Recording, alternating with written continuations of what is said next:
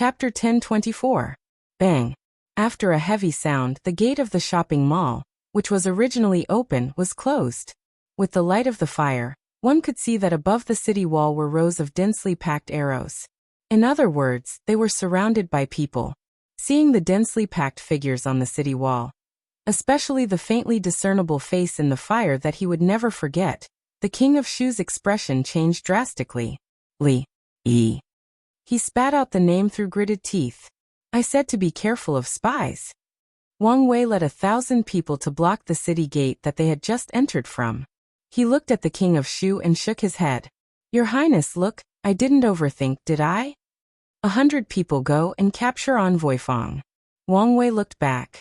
Although he didn't know how Envoy Fang saw through them and escaped without entering the city, he couldn't let this big fish escape after planning for so long.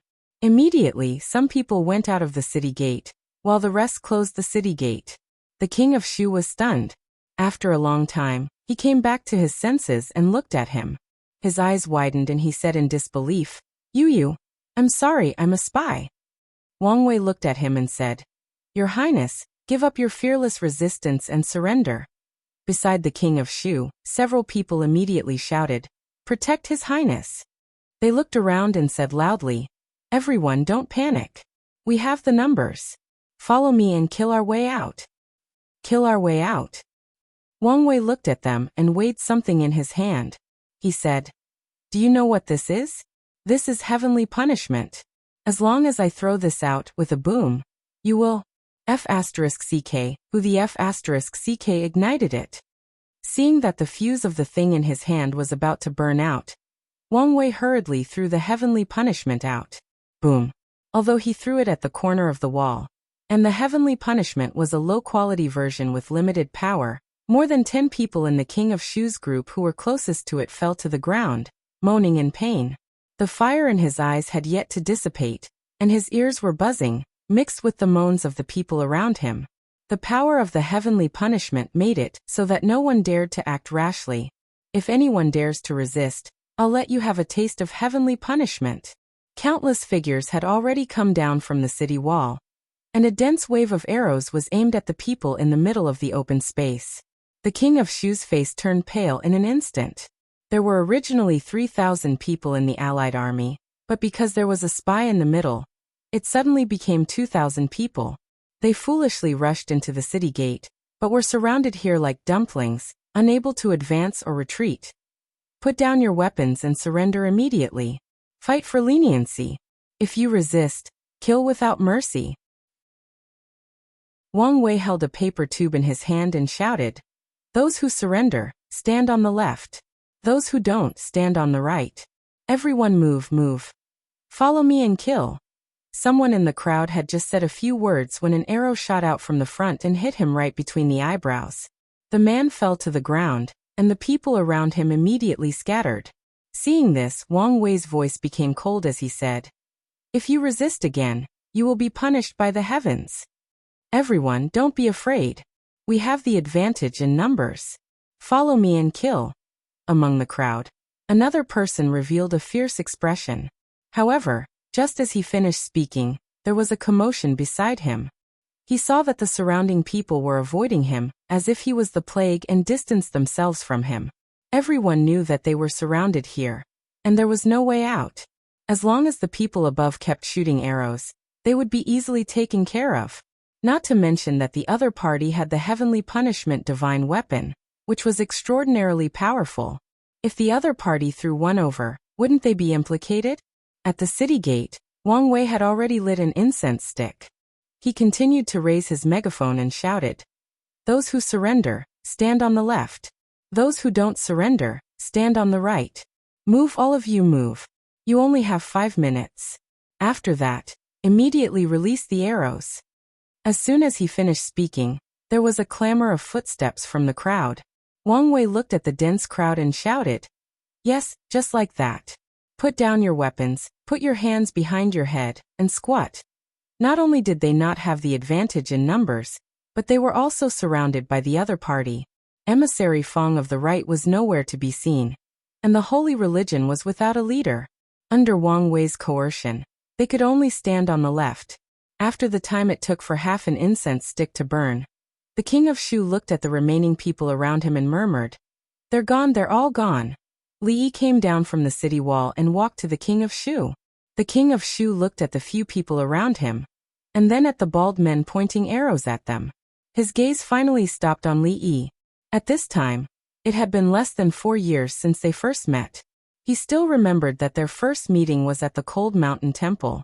In the second year of Jing He's reign, the plum blossoms in the Cold Mountain Temple were in full bloom. He stood together with Li Xian, whom he hated the most. From that time on, he didn't like this scholar of the Jing kingdom, who had just made a name for himself.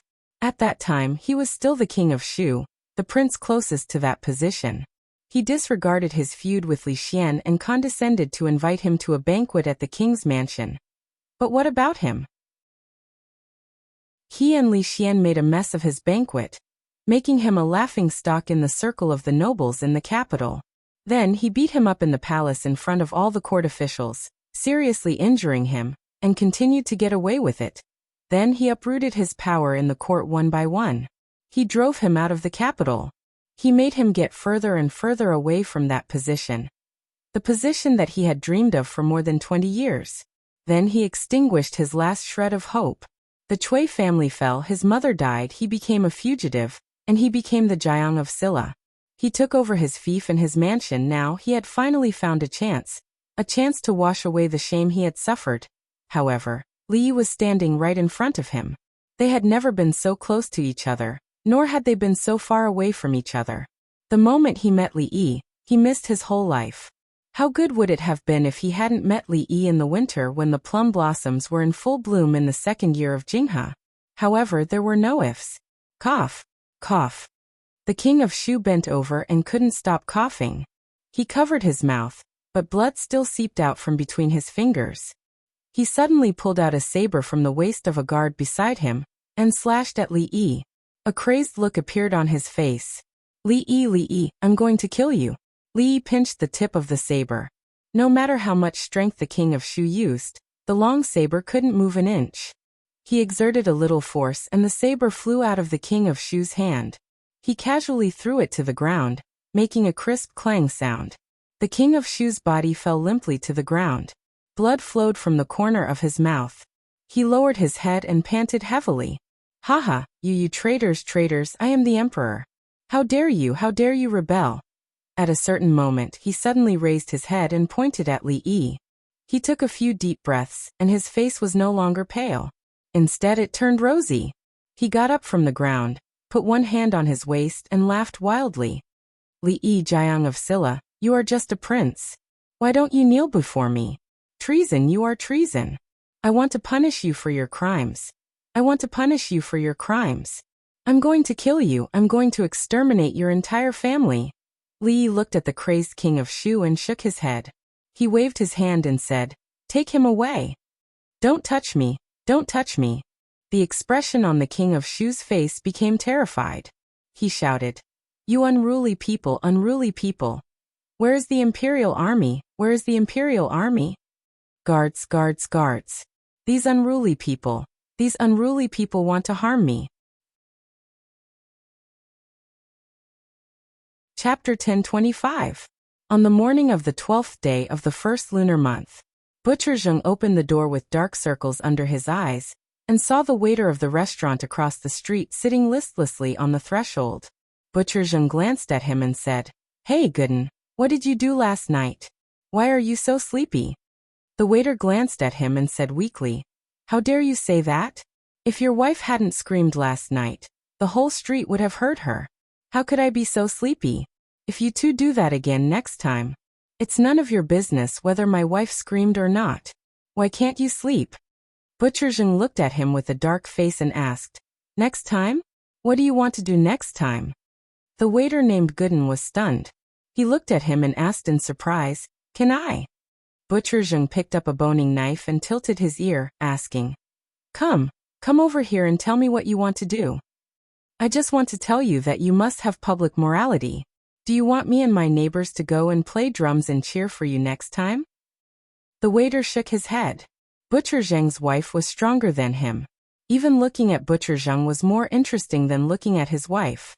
He stood up and said angrily, "I don't know who it was last night who set off firecrackers in the middle of the night. It was so loud that I felt the bed move. I was woken up just as I fell asleep. Don't let me catch that bastard. If I do, I'll skin him alive." Butcher Zhang didn't care about the guy who set off firecrackers last night. He was also angry with that bastard. Yesterday, he was preparing to have a baby with his wife. At the critical moment, he was scared out of his wits by the sound of firecrackers. Later, he found his wits, but he was lost. He was only allowed to go to bed after being kicked a few times by his wife who hadn't had enough fun. Speaking of that person, Butcher Zhang was enraged. He waved the knife in his hand and said angrily, "If I catch him, I'll cut his bones." Last night, many people in Yong County didn't sleep well, especially those near the West City Gate. A few days ago, when there was no curfew, everyone's nightlife would last until very late. These days, after the curfew, as soon as the sky turned dark, it was time to sleep. But regardless of whether they were sleeping or sleeping, they were all startled by the loud noise that occurred around midnight last night. The sound was so loud that even the ground beneath their feet shook. The first impression it gave people was that the sky had collapsed. Some people even mistakenly thought that it was an earth dragon turning over, and hurriedly ran out of their houses. They stayed outside for most of the night, and only dared to walk back into their rooms after seeing that nothing was out of place. During the day, everything returned to normal. The shops opened for business, and the commoners continued with their daily activities. Observant people would notice that a part of the city wall in the shopping mall was slightly charred, as if it had been burned. Most people only cursed the fellow who had fired the cannon in their hearts. Wang Wei didn't realize that he was responsible for firing the cannon last night. He stood in front of Li Yi, shook his head, and said with some regret, "Prince, the rest of the people from the holy religion have been captured. 2 of the purple-clothed emissaries escaped, and that emissary Fong of the right has also escaped. I've already sent my brothers to their lair. This time, their elites have all gone, so it'll be easy to wipe them out." Fong rubbed his shiny head and said regretfully, "Young master, I was too rash. I shouldn't have captured those fellows who opened the city gate yesterday. Otherwise that Fong guy..." Halfway through his sentence, he realized that his surname was also Fong, so he added, "That emissary of the right won't be able to escape." Li Yi waved his hand and said, "It's all right. If he escaped, then so be it. We'll meet again in the future. Let's talk about it next time." This time, he managed to capture the king of Shu and the elites of the holy religion in the fringe without losing a single soldier. He also managed to capture more than 2,000 people. What else could he be dissatisfied with? Not only did emissary Fong of the right escape, but he also left the king of Shu alive. To him, the king of Shu was obviously more important than Fang Yu. Ever since he entered the capital, he and the king of Shu had never stopped fighting openly and secretly. It was only yesterday that their feud finally came to an end. However, even he didn't expect that it would end up like this. After experiencing the ups and downs of life, he never got up again. He fell many times, and when he finally got the chance to get up again, he fell from heaven to hell in an instant. The king of Shu actually went crazy. When he was taken away, he was still shouting things like "Protect the emperor," "Rebel," and "There are always unruly people who want to harm the emperor." After he went crazy, he imagined himself to be the emperor. He had wanted to be the emperor all his life, and now his dream had finally come true. Although he was only deceiving himself, at least he succeeded. Fong touched his bald head again and asked, "Son-in-law, what should we do with the king of Shu?" Li Yi stood up and said, "I'll go see him first." After Li Yi left, Wang Wei looked at Fong and asked, "Brother Fong, is a bald head good to touch? How does it feel?" Fong nodded and said, "Not bad. Even if it feels good." Wang Wei removed the hand that was rubbing his head and asked, "Can't you touch your own head? You're crazy." Fong glanced at him and said, "If I had a bald head, would I need to touch yours?" His words were eloquent and reasonable. Wang Wei opened his mouth, but he didn't know how to refute. The king of Shu was temporarily imprisoned in the manor prison. When Li Yi walked in, Chen Chong followed behind him and said, The king of Shu has been making a big fuss since last night, calling himself we. Last night, while he was asleep, I had a doctor take a look at him. He said that his pulse is extremely chaotic. It should be because he suffered a huge psychological blow and his mind is injured. Perhaps he will wake up after a period of time. Or perhaps, he will be like this forever. How could he not be shocked? If the king of Shu had not suffered a psychological blow, then the one being imprisoned would be Li Yi himself. After saying a few words, Chen Chong looked at him and asked, "What do you plan to do with the king of Shu?" Li Yi looked at the innermost cell and said, "Send him back to the capital." In the innermost cell of the manor prison, the king of Shu placed his hands on his hips and raised his head. He looked at the people in the cell next door and said loudly, "You unruly people, why don't you kneel when you see us? Let us tell you, our reinforcements will be here soon. If you kneel before us now, we will get them to save you all in a while. You unruly people, how dare you not kneel when you see us? We will not get anyone to save you." The people in the cell next door leaned against the wall and sighed as they looked at the king of Shu, who was talking to himself. How could a normal person go crazy just like that? The king of Shu turned around angrily and suddenly saw a familiar figure. After a moment of shock, he immediately laughed wildly and said, Lord Chun, you're here. Are you here to save us? Haha, you unruly people, do you see that? Our reinforcements are here. Lord Chun is here to save us. It's not too late for you to kneel before us now." Looking at the king of Shu laughing wildly in the cell, Chen Chong stopped in his tracks. The expression on his face was extremely complicated. No matter what, the Chun family had been loyal to the king of Shu for a period of time. Seeing this scene, he felt a different feeling in his heart. "Lord Chun, quickly come and save us. When we return, we will make you the prime minister. Tell us what you want to be, and when we return, we will make you." His gaze swept to the side, and when he saw the person standing beside Chen Chong, his expression changed drastically. He hid in a corner and shouted, "Li Yu, you traitor, you captured us, you want to rebel. Imperial father will not let you off. Imperial mother will not let you off. No one in the world will let you off." After shouting a few words, he quickly ran over and grabbed the bars. With a face full of anticipation, he said, Li Yi, let me go. Let me go, please. Don't you remember? Have you forgotten that I treated you to a meal? I even treated you to a meal." Seeing the king of Shu like this, Li Yi's heart was also filled with mixed feelings. If he had known this would happen, he wouldn't have done it in the first place. He just wanted to live a good life. Rui and the others. Whether the king of Shu became the emperor or not had nothing to do with him. If not for that meal, if not for Qin Yu, perhaps the two of them would not have such an ending today. The king of Shu knelt on the ground and said loudly, Li, let me go. Whatever you want, I can give it to you." At some point, a look of understanding appeared on his face, and he said loudly, I know what you want. This emperor will give it to you. This emperor will give it to you. This emperor will give it to you. Release this emperor. This emperor will immediately add an edict for Mingzhu to marry you. Let me go, let me go. Not only will I let Mingzhu marry you, I will also let Li Xian marry you. I will also let Li Xian marry you.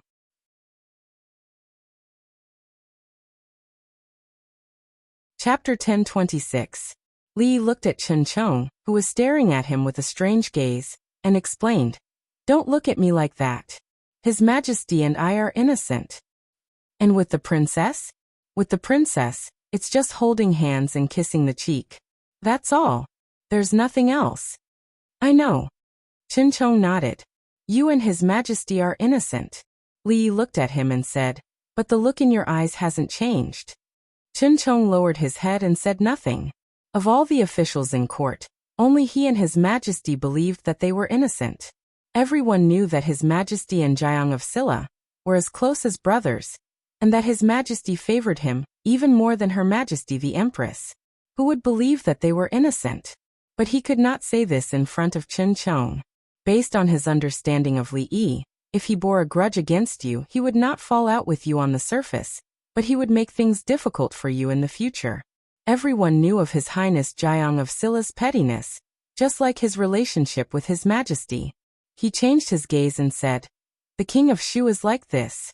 How can I bring him back to the capital?" Chen Chong's words were reasonable. The king of Shu had been a respectable person before he went crazy. It would be too shameful to have him return to the capital like this. It would not only hurt the king of Shu's own face, but also the face of the imperial family.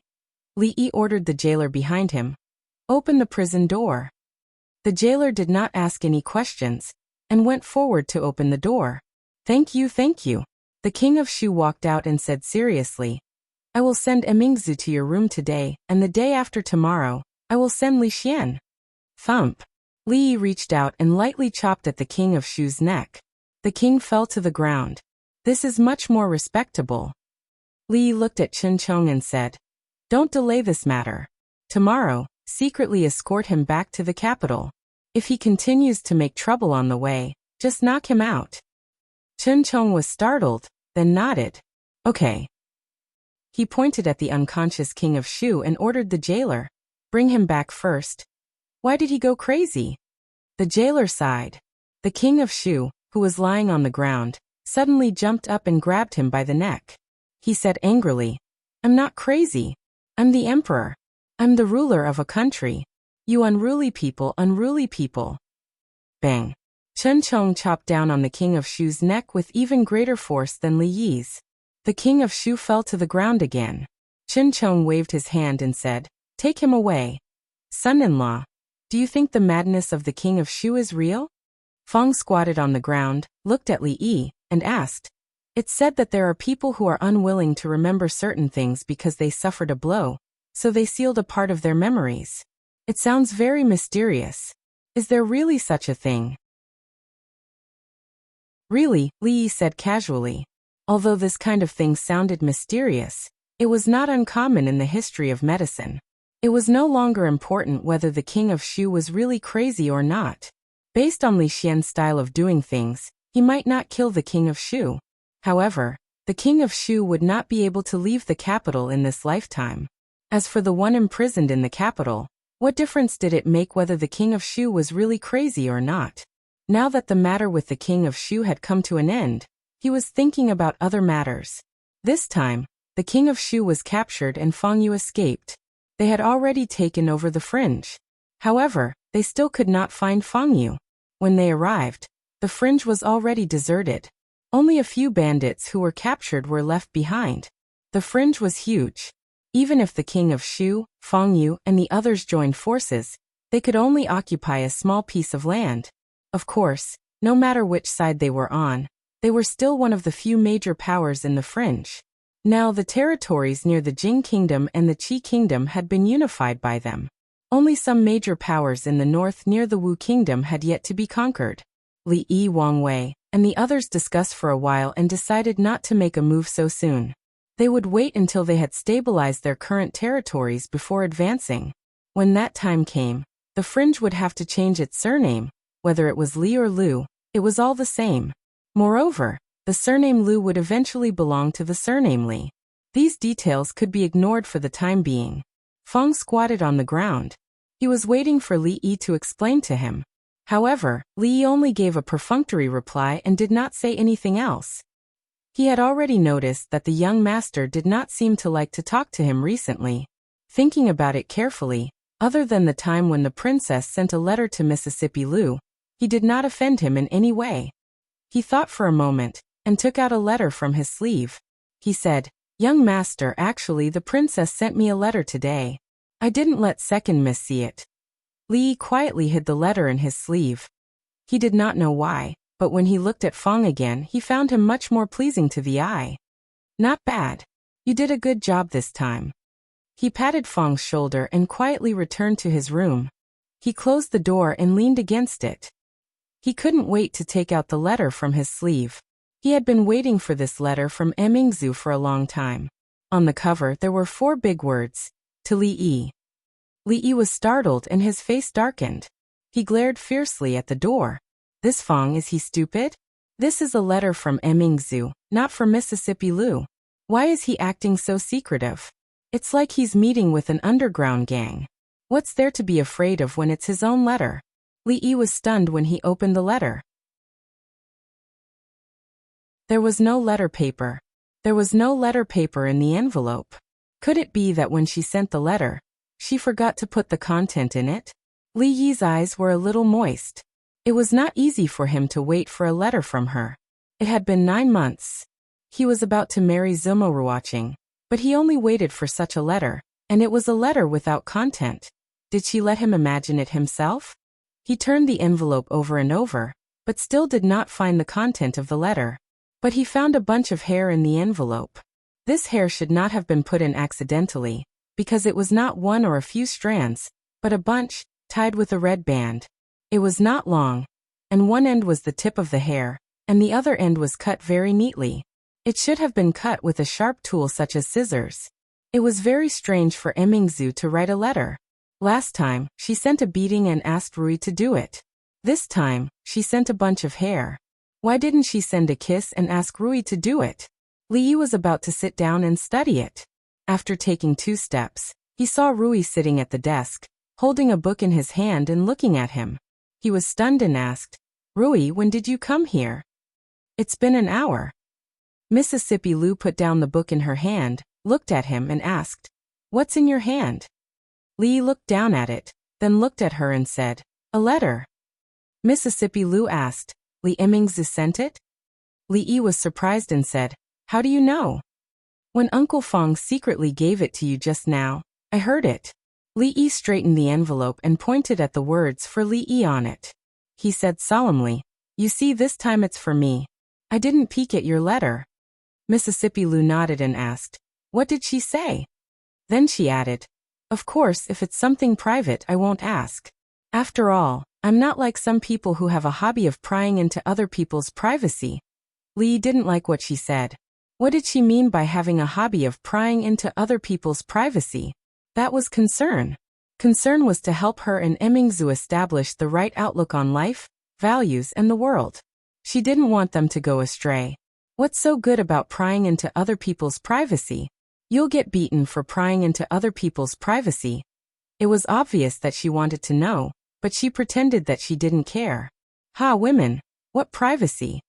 In order to prove his innocence, Li handed over the envelope and said, "There's no privacy between us. You can take a look."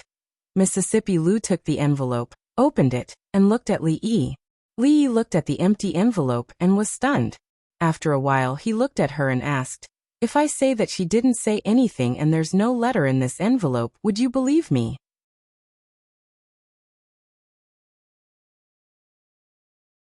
Chapter 1027. There's no letter in this letter. Do you believe me? Li looked at Mississippi Lu with a sincere expression. Other than the tongue twister that almost made him bite his tongue, he did not seem to be faking it at all. Because he was not faking it at all. Mississippi Lu looked at him and asked, "Are you talking about tongue twisters?"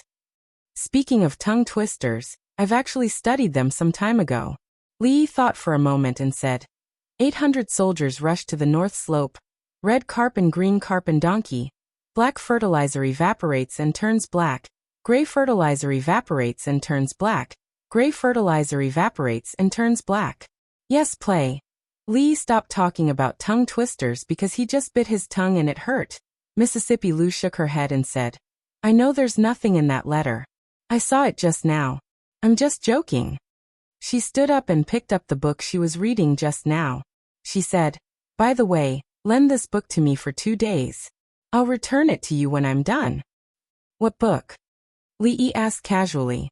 "Chen Shimi and Qin Xianglian." Mississippi Lu waved her hand and said, "It's about the ungrateful Chen Shimi who married a princess and abandoned his wife.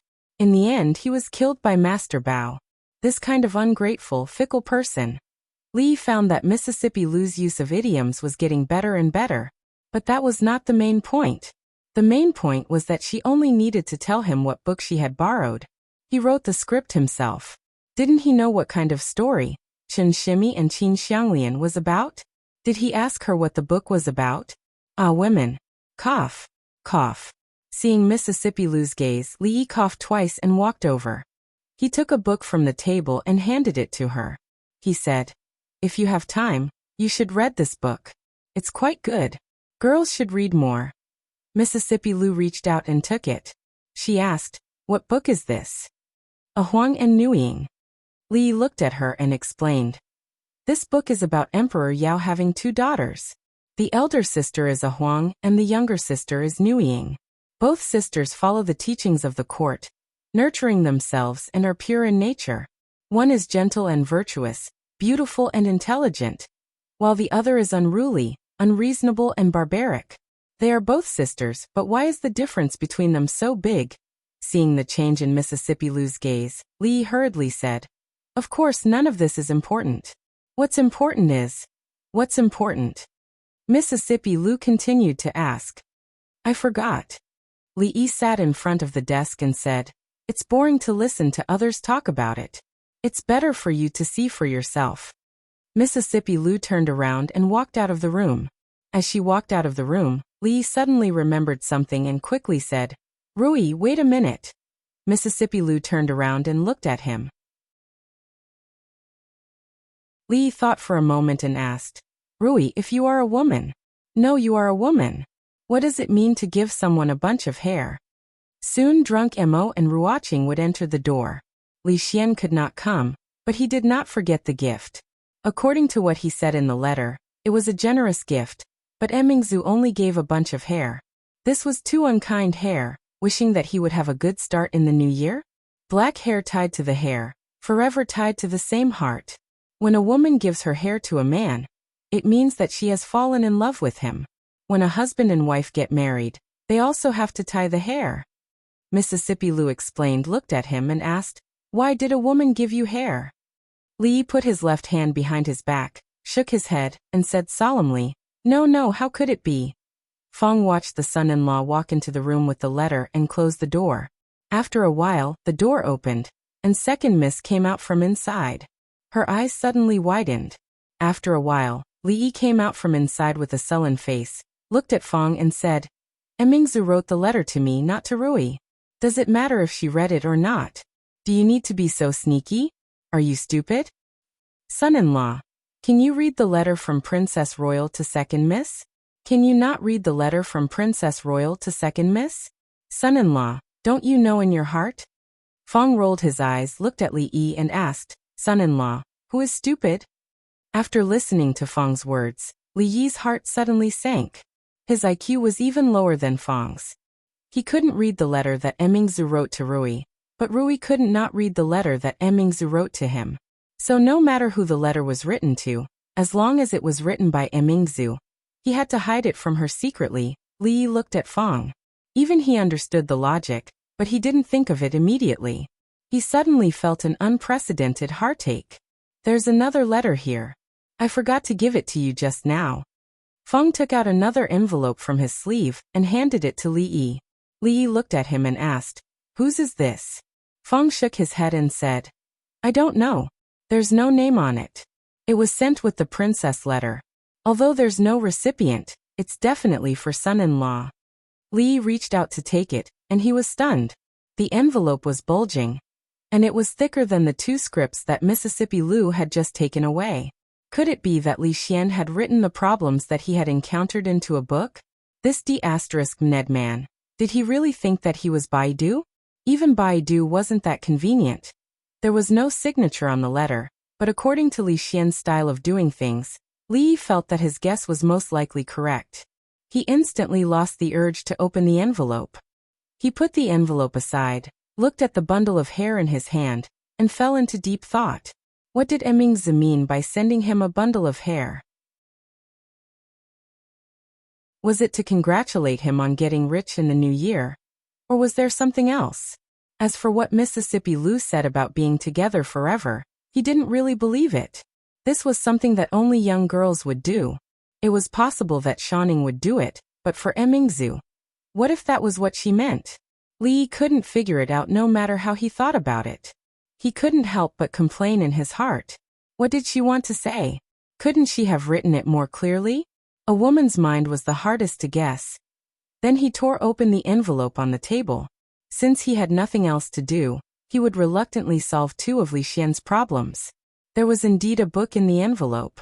To be precise, it was a thick book. The cover was blank, and there were no words. Li Yi sat on the chair, crossed his legs, and opened the first page. The handwriting on the paper was neat and beautiful, and it was pleasing to the eye. Sir, I thought for a long time, and I still decided to write to you. Since he left the capital city, there was only one person who still called him sir. Seeing the first sentence, Li put down his crossed legs and sat up straight. The relaxed expression on his face gradually became serious. Fong squatted at the side, glanced at him, and quietly squatted a little further away. When Li put the thick letter on the table, he moved a little further away, and stopped at the door. A few days before I wrote to Sir, the plum blossoms in the cold mountain temple bloomed again. My royal sister took me to see it once. The people in the capital city all said that this was the year when the plum blossoms in the cold mountain temple bloomed the most. It's a pity that my painting isn't as good as Sir's. Otherwise, I could draw this year's plum blossoms and keep it for you to see when you come back. Her handwriting was neat from beginning to end, and it could be seen how serious she was when she wrote the letter. The letter was very long and trivial. On one page, she would write how beautiful the plum blossoms in the cold mountain temple were, and on another page, she would write about the death of the old man who bought candy figurines on the street, and she had been sad for a long time. On another page, she would write about what she had seen in the academy, and at some point, she would mention that she was now in charge of the women's union. And there were many things she didn't know how to do, and she was learning slowly. Li could feel her mood from her words, her joy, anger, sorrow, and joy, as if she were by his side. He held up the letter that could already be called a book, and carefully read word by word, line by line and page by page. His eyebrows gradually relaxed, and a smile unconsciously appeared on his face. When Sujing walked in from outside, he was stopped by Fong at the door.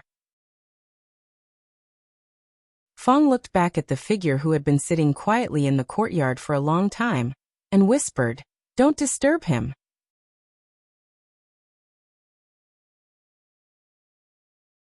Chapter 1028. Squatting at the door, Fong glanced at Suzheng, who was waiting there quietly, and said, "Old Su, why are you looking for the son-in-law? Tell me. Maybe I can think of a way, so there's no need to trouble him. The son-in-law is busy all day, so it's better not to make trouble for him." Suzheng just looked at him indifferently and said nothing. "Hey, why are you looking at me like that? Are you looking down on me?" Fong straightened up and looked at him with a slightly angry expression. "Although I'm not as smart as the son-in-law, I'm not far behind. Sometimes, the son-in-law isn't as smart as me. Tell me, what's the matter? I'll help you think of a way." Suzheng looked at him and said, "We have a goddess and a protector, and the other side also has a goddess and a protector. In terms of numbers, we don't have the advantage. Most of the captive believers are from the Qi kingdom, and many of them are unwilling to surrender." After saying that, he looked at Fong and asked, "What's your idea?" In Fong's eyes, there was no normal person in the holy religion except for the son-in-law and Miss Ruoqing. No, except for Miss Ruoqing, there was no normal person. Including Suzheng in front of him, no one knew what was going on in their minds. They were extremely paranoid and crazy. They were a group of lunatics. What could he do to a bunch of lunatics like this? Was he supposed to press their heads and make them submit to him? Seeing that Suzheng was still looking at him, Fong glared at him and said, "What are you looking at me for?" Suzheng said, "I'm waiting for your idea." "Why are you waiting for my idea? Whether they are willing to surrender or not. Does it have anything to do with me?" Fong glanced at him and asked, "You still have to ask me this kind of question. What are you doing as a purple envoy?" Suzheng was a very serious person. He looked at him and said, "You just said you could think of a way."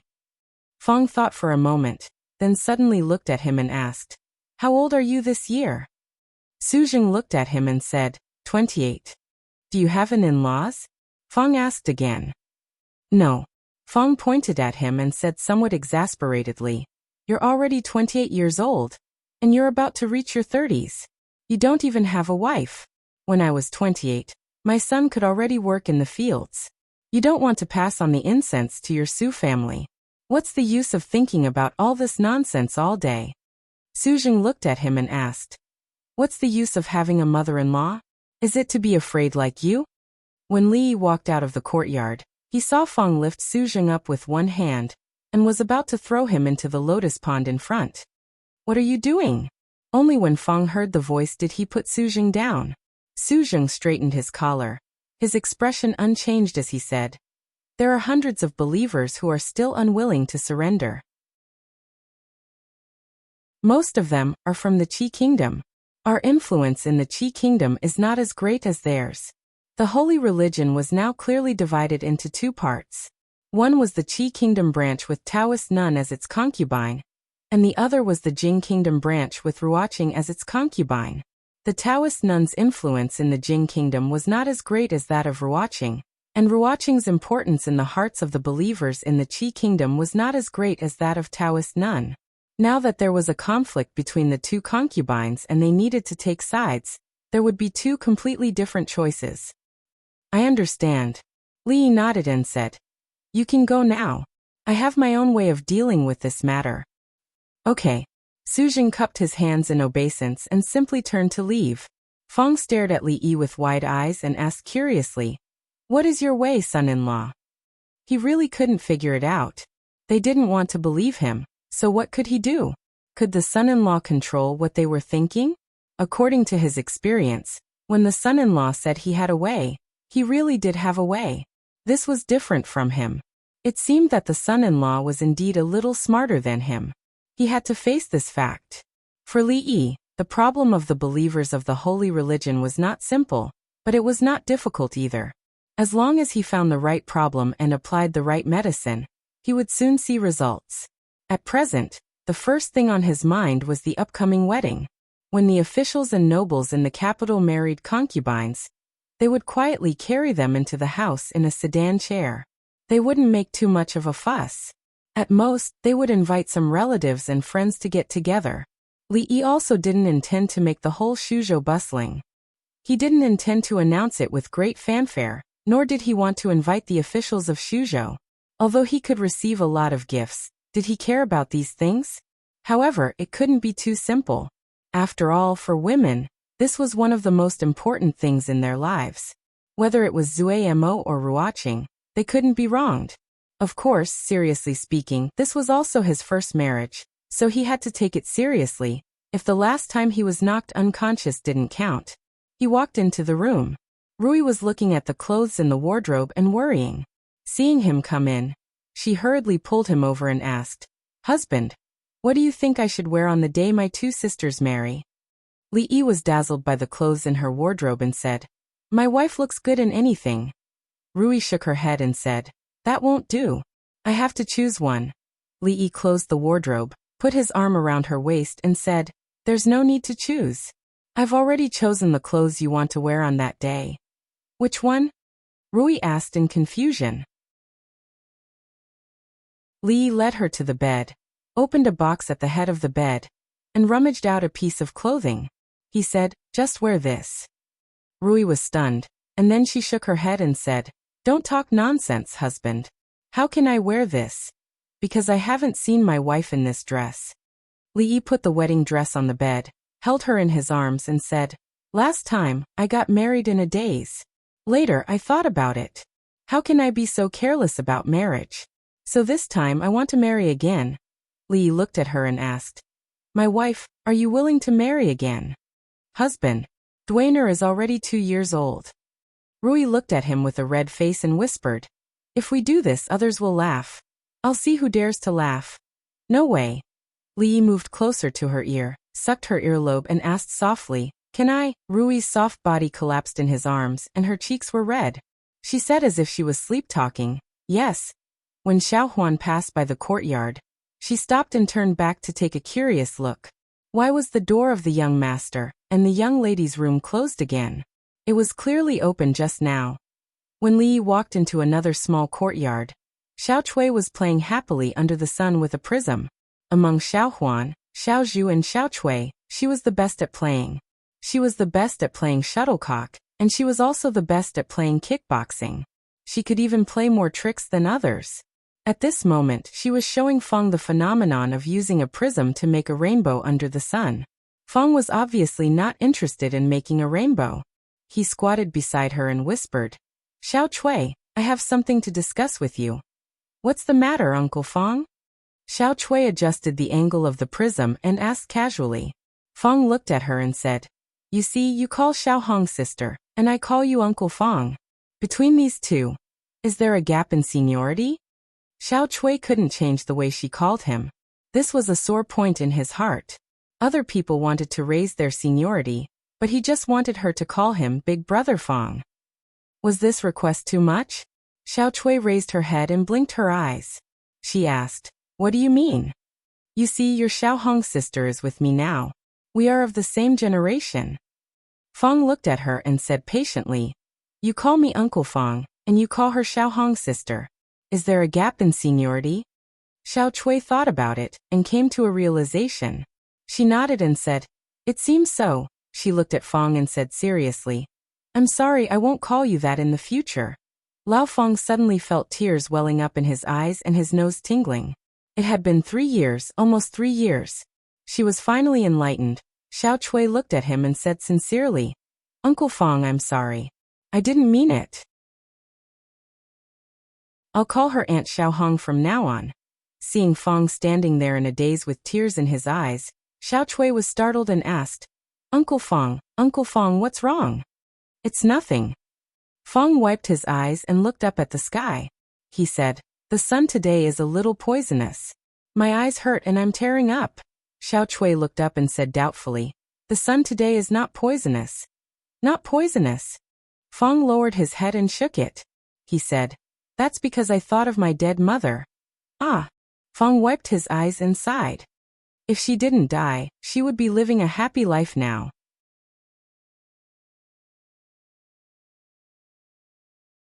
Chapter 1029. Li could see that Fong was a little confused.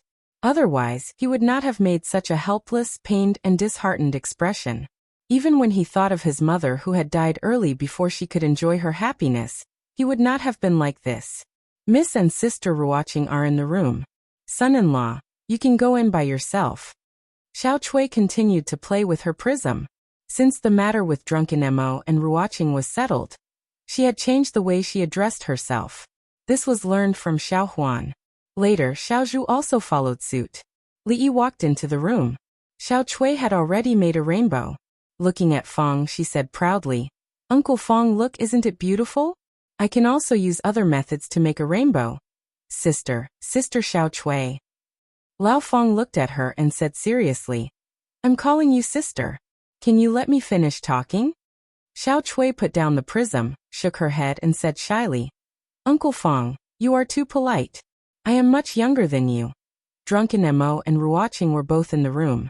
The two sat by the bed, on which there were 2 neatly arranged wedding dresses. Drunken Mo generously pointed to the bed and said, "Sister Ruoqing, which one do you want? Take your pick." Ruoqing looked at her and said doubtfully, "But you embroidered all these." Drunken Mo frowned and said, "So what if I embroidered it? Didn't I say long ago that my things are your things? Why do we need to separate yours and mine?" Li stood behind them and asked, "What about me?" "You." Drunken Mo looked back, rolled her eyes at him and said, "You are not a thing." Li did not know whether she was saying that he was good or bad, so he was pushed out by her. Drunken Mo pushed him out of the door and said, "I am discussing an important matter with Sister Ruoqing. You can come in later." Looking at the closed door, Li shook his head. Wasn't it just discussing who was going to wear which wedding dress? Was there any difference? So what if she wore it? When the time came, she would still have to take it off. He walked to the side and decided to watch Emerald perform her magic for a while. Using a Mitsubishi mirror to create a rainbow was the most basic. Advanced players like Emerald had already mastered the method of creating a rainbow. As long as the weather was right, they could create a rainbow using a homemade sprayer, a basin of water, and a mirror. In the room, Drunk Ink looked at Ruoqing and said, "Although you didn't embroider it yourself, there's no time to embroider it now. Fortunately, I'm thoughtful. Just make do with it, don't bother about these things." Ruoqing shook her head and said, "I'm not fussing over it. You know, it's not easy for me to wear this dress." I know, you're the Empress. You can't let them see the Empress wearing a wedding dress." Drunk Ink looked at her and asked, "But do you think they will let you wear a wedding dress?" Hearing this, Ruoqing blushed inexplicably and whispered, I can wear it in private. You don't need to wear it in private. Drunkink pressed her shoulder and let her sit on the bed. You don't have to worry about these things. Who cares about the Empress? You just have to be your bride in peace. She took off her shoes and socks and jumped onto the bed. Don't hesitate. Put it on first. This is the first time in my life that I'm wearing a wedding dress. Ruoqing had no choice but to agree.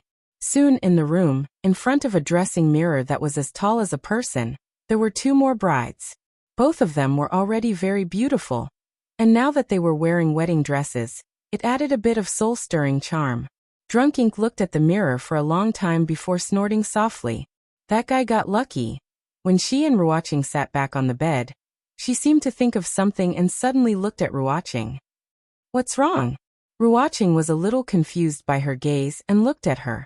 Drunkink was startled and suddenly asked, although we married at the same time, there has to be a sequence.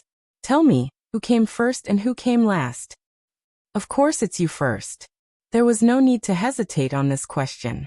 To be exact, it was Drunkink who met him first, and they were also together first. I'll go first. Drunkink suddenly revealed an inexplicable smile on her face. She looked at her and asked, then does little Ruoqing have to call me big sister? Ruoqing looked up at her, and finally seemed to understand something, and her face became even redder. Drunkink couldn't help but laugh heartily and pushed her down on the bed. I've called you big sister for more than 10 years, and now I can finally turn things around. Little Ruoqing, quickly call me big sister. Ruoqing's face was crimson and she gritted her teeth. No. Drunkink snorted coldly. No, if you don't blame me for punishing you.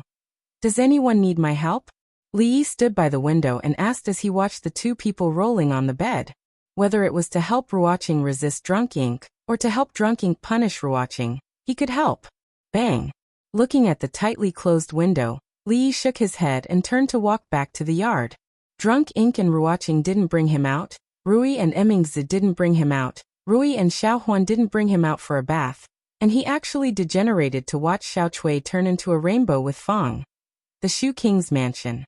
The Shu King's Mansion was no longer the Shu King's Mansion. At best, it could only be called the former site of the Shu King's Mansion. In a spacious hall, the door was closed and the windows were closed from the outside. Hundreds of people were crowded in the hall, and most of them sat quietly on the ground, expressionless.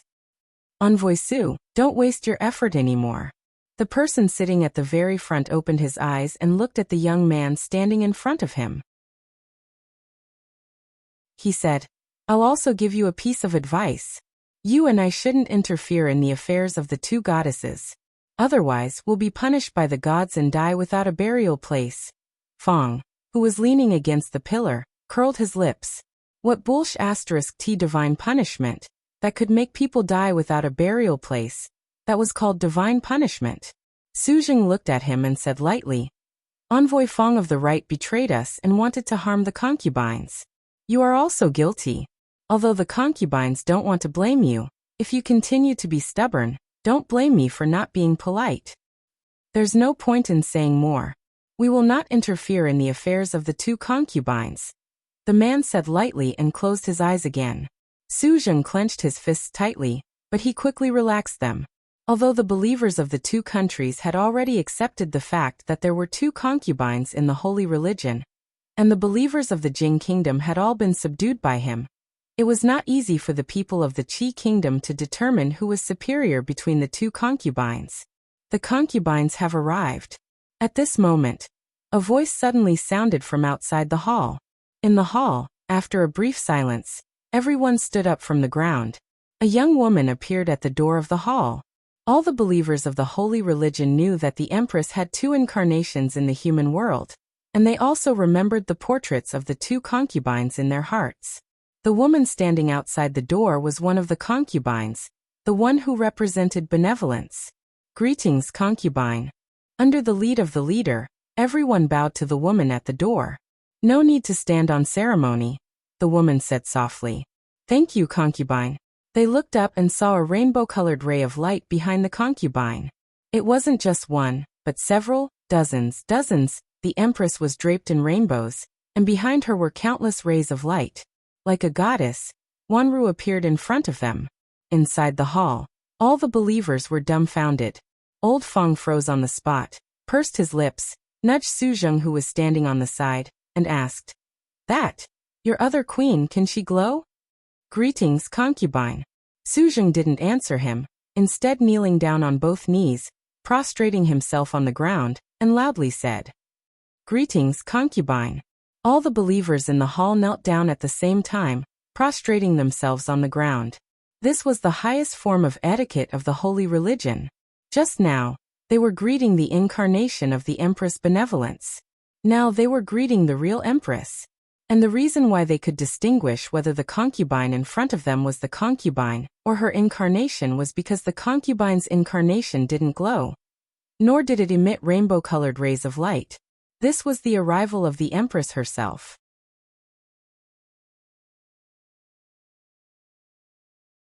Chapter 1030. Ruoqing was like an immortal. She came in a rainbow and left in a rainbow. With a wave of her sleeves, she didn't take away a single cloud, but she took away the faith of many believers. Ruoqing took away their faith, and Su Zheng took away their bodies. These were the first batch of believers of the Qi kingdom that they had subdued, and they were the core elites of the holy religion in the Qi kingdom. These elites all prostrated before Xiao Chui's prism. Li Yi had always felt that compared to all kinds of people in the world, these fanatics were the simplest and purest. They wouldn't scheme against each other, and dealing with them wasn't tiring at all. They only believed in Her Majesty. If Her Majesty wanted them to do evil, they would do evil. If Her Majesty wanted them to do good, they would do good. If they could be guided and purified, compared to the filthy and chaotic court, they would be a clean stream in the world. Xiao Chui put away her prism, picked up the mirror in the water, and took away the basin of water in the courtyard. 4 high-level players, these things and 2 assistants were enough to give people a feast for the eyes. After the matter was done, she would leave in a flash, hiding her achievements and fame. Of course, she didn't really leave in a flash. She just went to the mall with Xiao Zhu and Xiao Huan. Today, they could bring back everything that they could bring back. Li Yi felt that it was necessary to discuss with Ruoqing and give her the title of Rainbow Saintess. Not to mention other things, just her ability of rainbow and daylight was enough for her to establish her own faction. After today, the historical problems of Shu province were almost all solved. Li Yi could wait for his 2-3 Xiaonyang sons to marry into his family. Thinking about it carefully, there didn't seem to be a big enough bed at home. Today he would ask Uncle Han to make one for him. In the depths of the land of Bedlam, somewhere deep in the mountains, 3 wretched figures came out of the woods. When they stood on a wide mountain road, they couldn't help but burst into laughter. These 3 people were naturally the right custodian of the holy religion, Feng Yu, and the 2 purple-clothed messengers.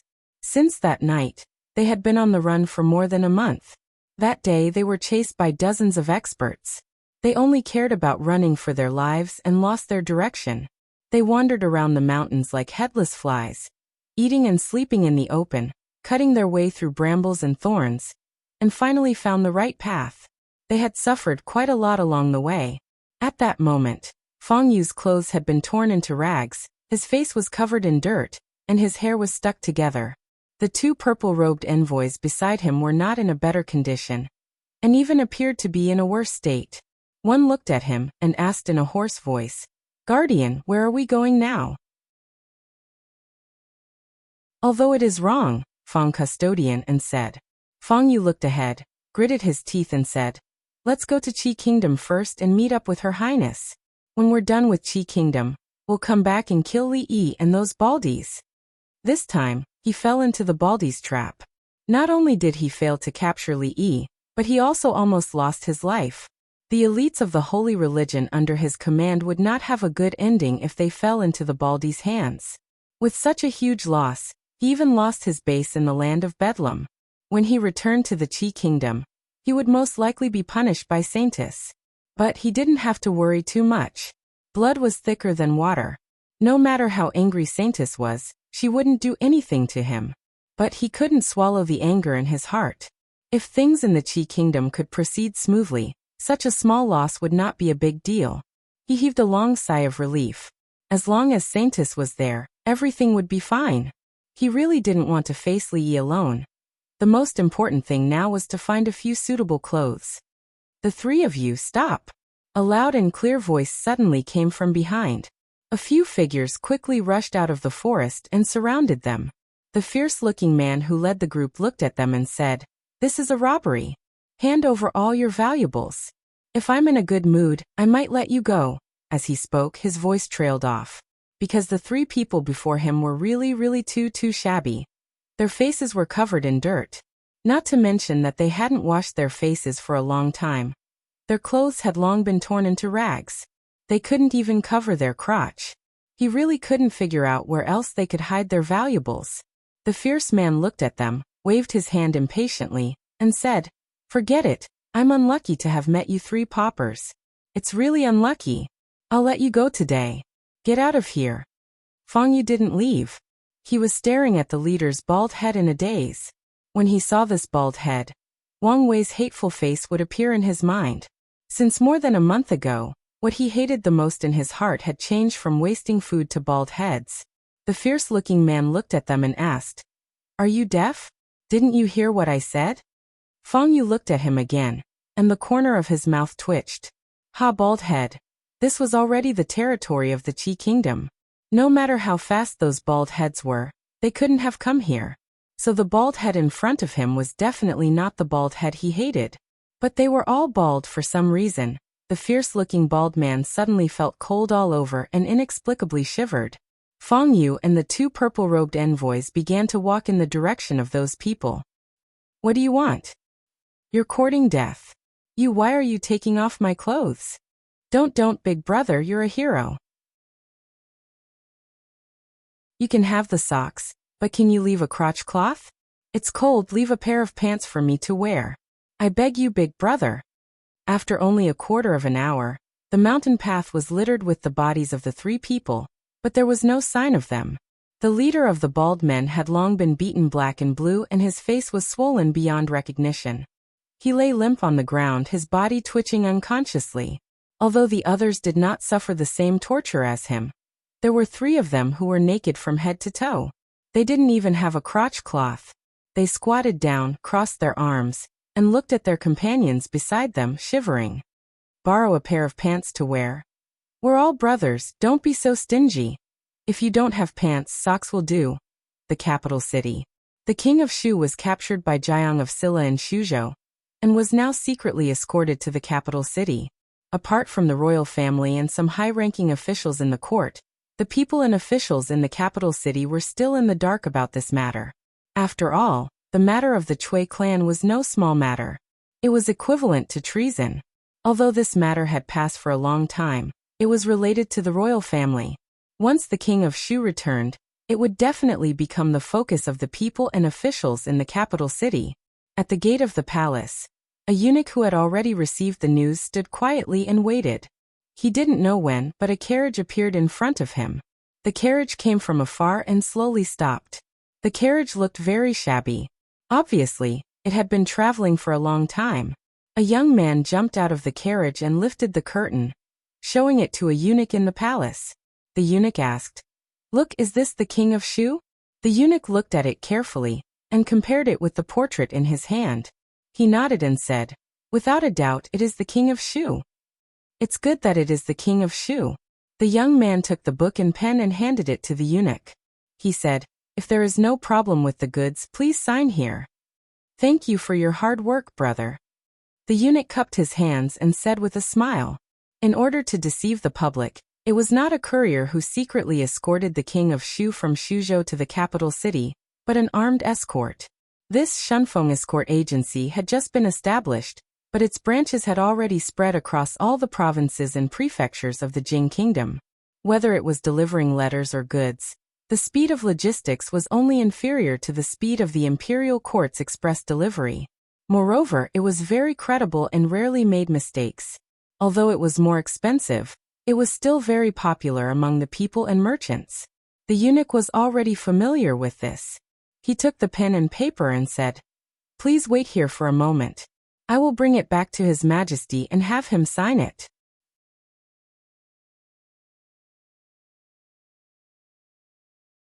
Chapter 1031. Not long after, in the Hall of Diligent Government, Li Xian, who had just returned from the Academy of Sciences, signed a piece of paper and asked, "Where is the king of Shu now?" The eunuch replied, "The princess has temporarily sent him to Jinghe Palace." Li Xian walked out of the hall and walked into a palace. He stood side by side with Emingzu. The king of Shu was not the real king of Shu, but this news could not be spread out. Otherwise, it would damage his father's reputation. Even his return to the capital had to be done quietly, so as not to attract the attention of the people and officials. This was the reason why Li Yi chose to secretly send the king of Shu back without fanfare. Inside the hall, the king of Shu looked at the eunuchs and palace maids in front of him and laughed. "I thought that Li Yi was here to steal my throne. It turns out that he wants to send me back." He pointed to the people in front of him and said, "Slaves, why don't you kneel when you see me?" The eunuchs and palace maids lowered their heads and did not dare to speak. He walked around the hall and saw Li Xian and Emingzu standing at the door. He pointed at them and asked, "Li Xian, Emingzu, why don't you bow to me when you see me? Have you forgotten the rules I taught you?" Li Xian looked at him and turned to ask, "Are you crazy?" Emingzu shook her head. "I don't know." Li Xian thought for a moment and waved his hand. "Forget it, it's not important." He looked behind him and said to a eunuch, "Someone bring wine." "Yes, your majesty." Soon, a eunuch came out with an exquisite wine pot. Li Xian poured a cup of wine and handed it to the king of Shu. He said lightly, "Drink it." The king of Shu was stunned and shook his head violently. "I don't drink.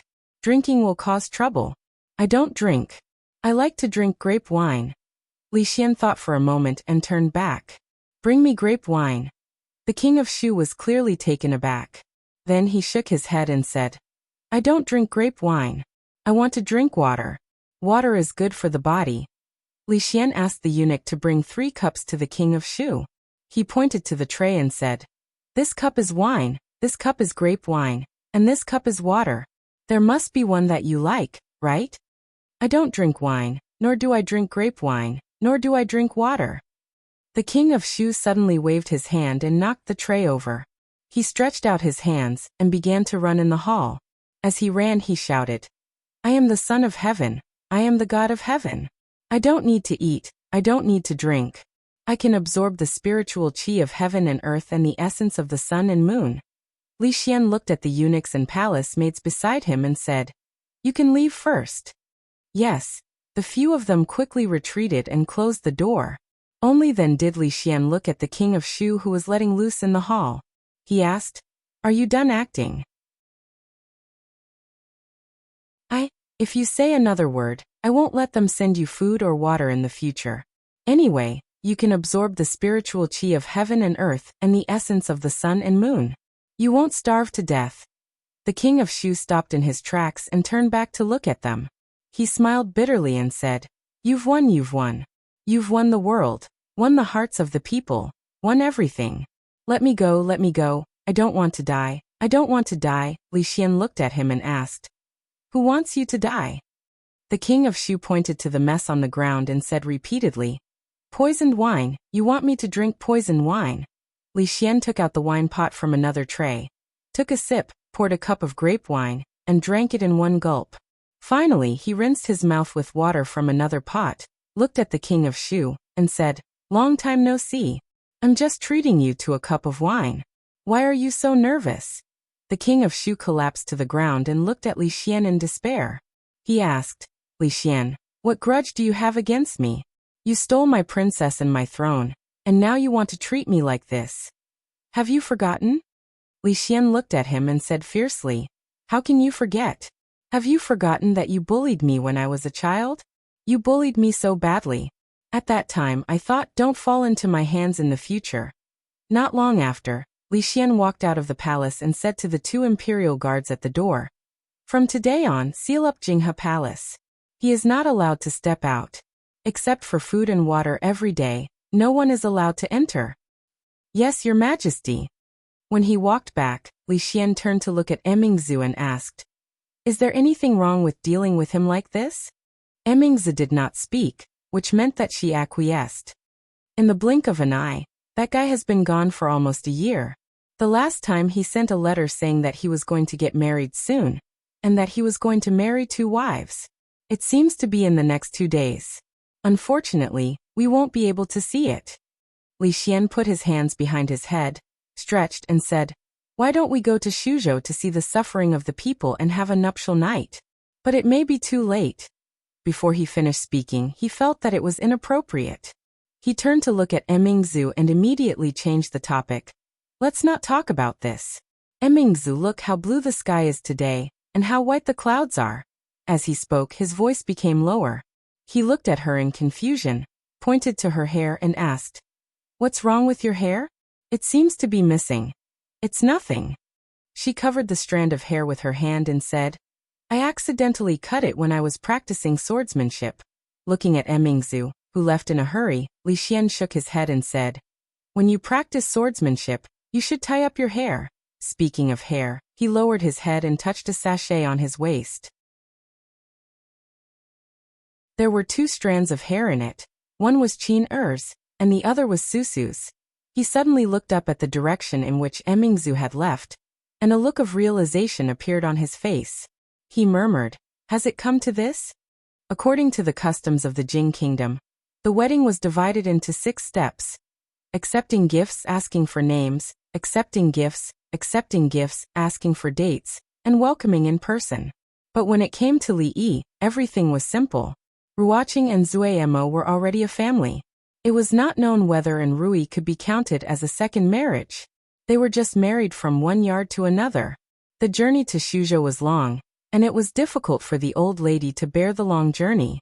From the few words in the letter, one could see the old lady's regret. As the governor of the capital and the assistant minister of the Ministry of Revenue, Zheng Shichen was busy with official affairs. It was impossible for him to leave the capital for several months, so he sent gifts and letters very early. Ruoqing became an orphan at a very young age and grew up in a brothel. She had no relatives, so many customs and steps of the wedding could be skipped directly. Of course, it was impossible for the 4 of them to not have an elder. Second uncle sat at the front with his eyes half closed. After receiving their greetings, he lowered his head and let out a light snore. Tonight, the Jiang of Silla's mansion was particularly lively. Li Yi did not make a big fuss at the wedding. Everything was carried out in the mansion in a low-key manner. Although the people and officials of Shuzhou had known the news a long time ago, they did not know that the day of His Highness Jiang of Silla's wedding was today. Of course, even so, there were a lot of guests in the mansion. There were people from the Lu League, people from the brothel, the bald group led by Wang Wei, and people from the Willow Leaf village who had gone through thick and thin together from the beginning. Tonight, there was no prince or son-in-law, only men and wine. Li Yi raised his wine cup, raised his head frequently, and drank up all the wine in the cup. Fortunately, he was good at drinking, so he would not get drunk after 2 or 3 cups. Moreover, in order not to delay the wedding night, his wine was made by Xiaozhu herself. There was a strong smell of wine, but in fact, the alcohol content was not high, only a little higher than grape wine, so it was not easy to get drunk. Xiaozhu decided to carry forward her bartending business, and Li Yi strongly supported her.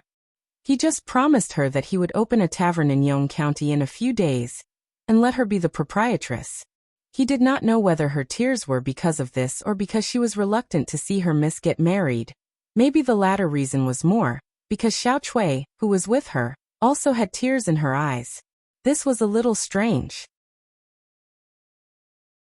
The wedding with Ruoqing and Zumo was just a ceremony. They would be the same as before, so why were they crying? What was more strange was that Xiao Huan also cried, and she cried even more sadly than them. Her tears could not be stopped. She was already an 18-year-old girl, but why did she still cry like a little girl?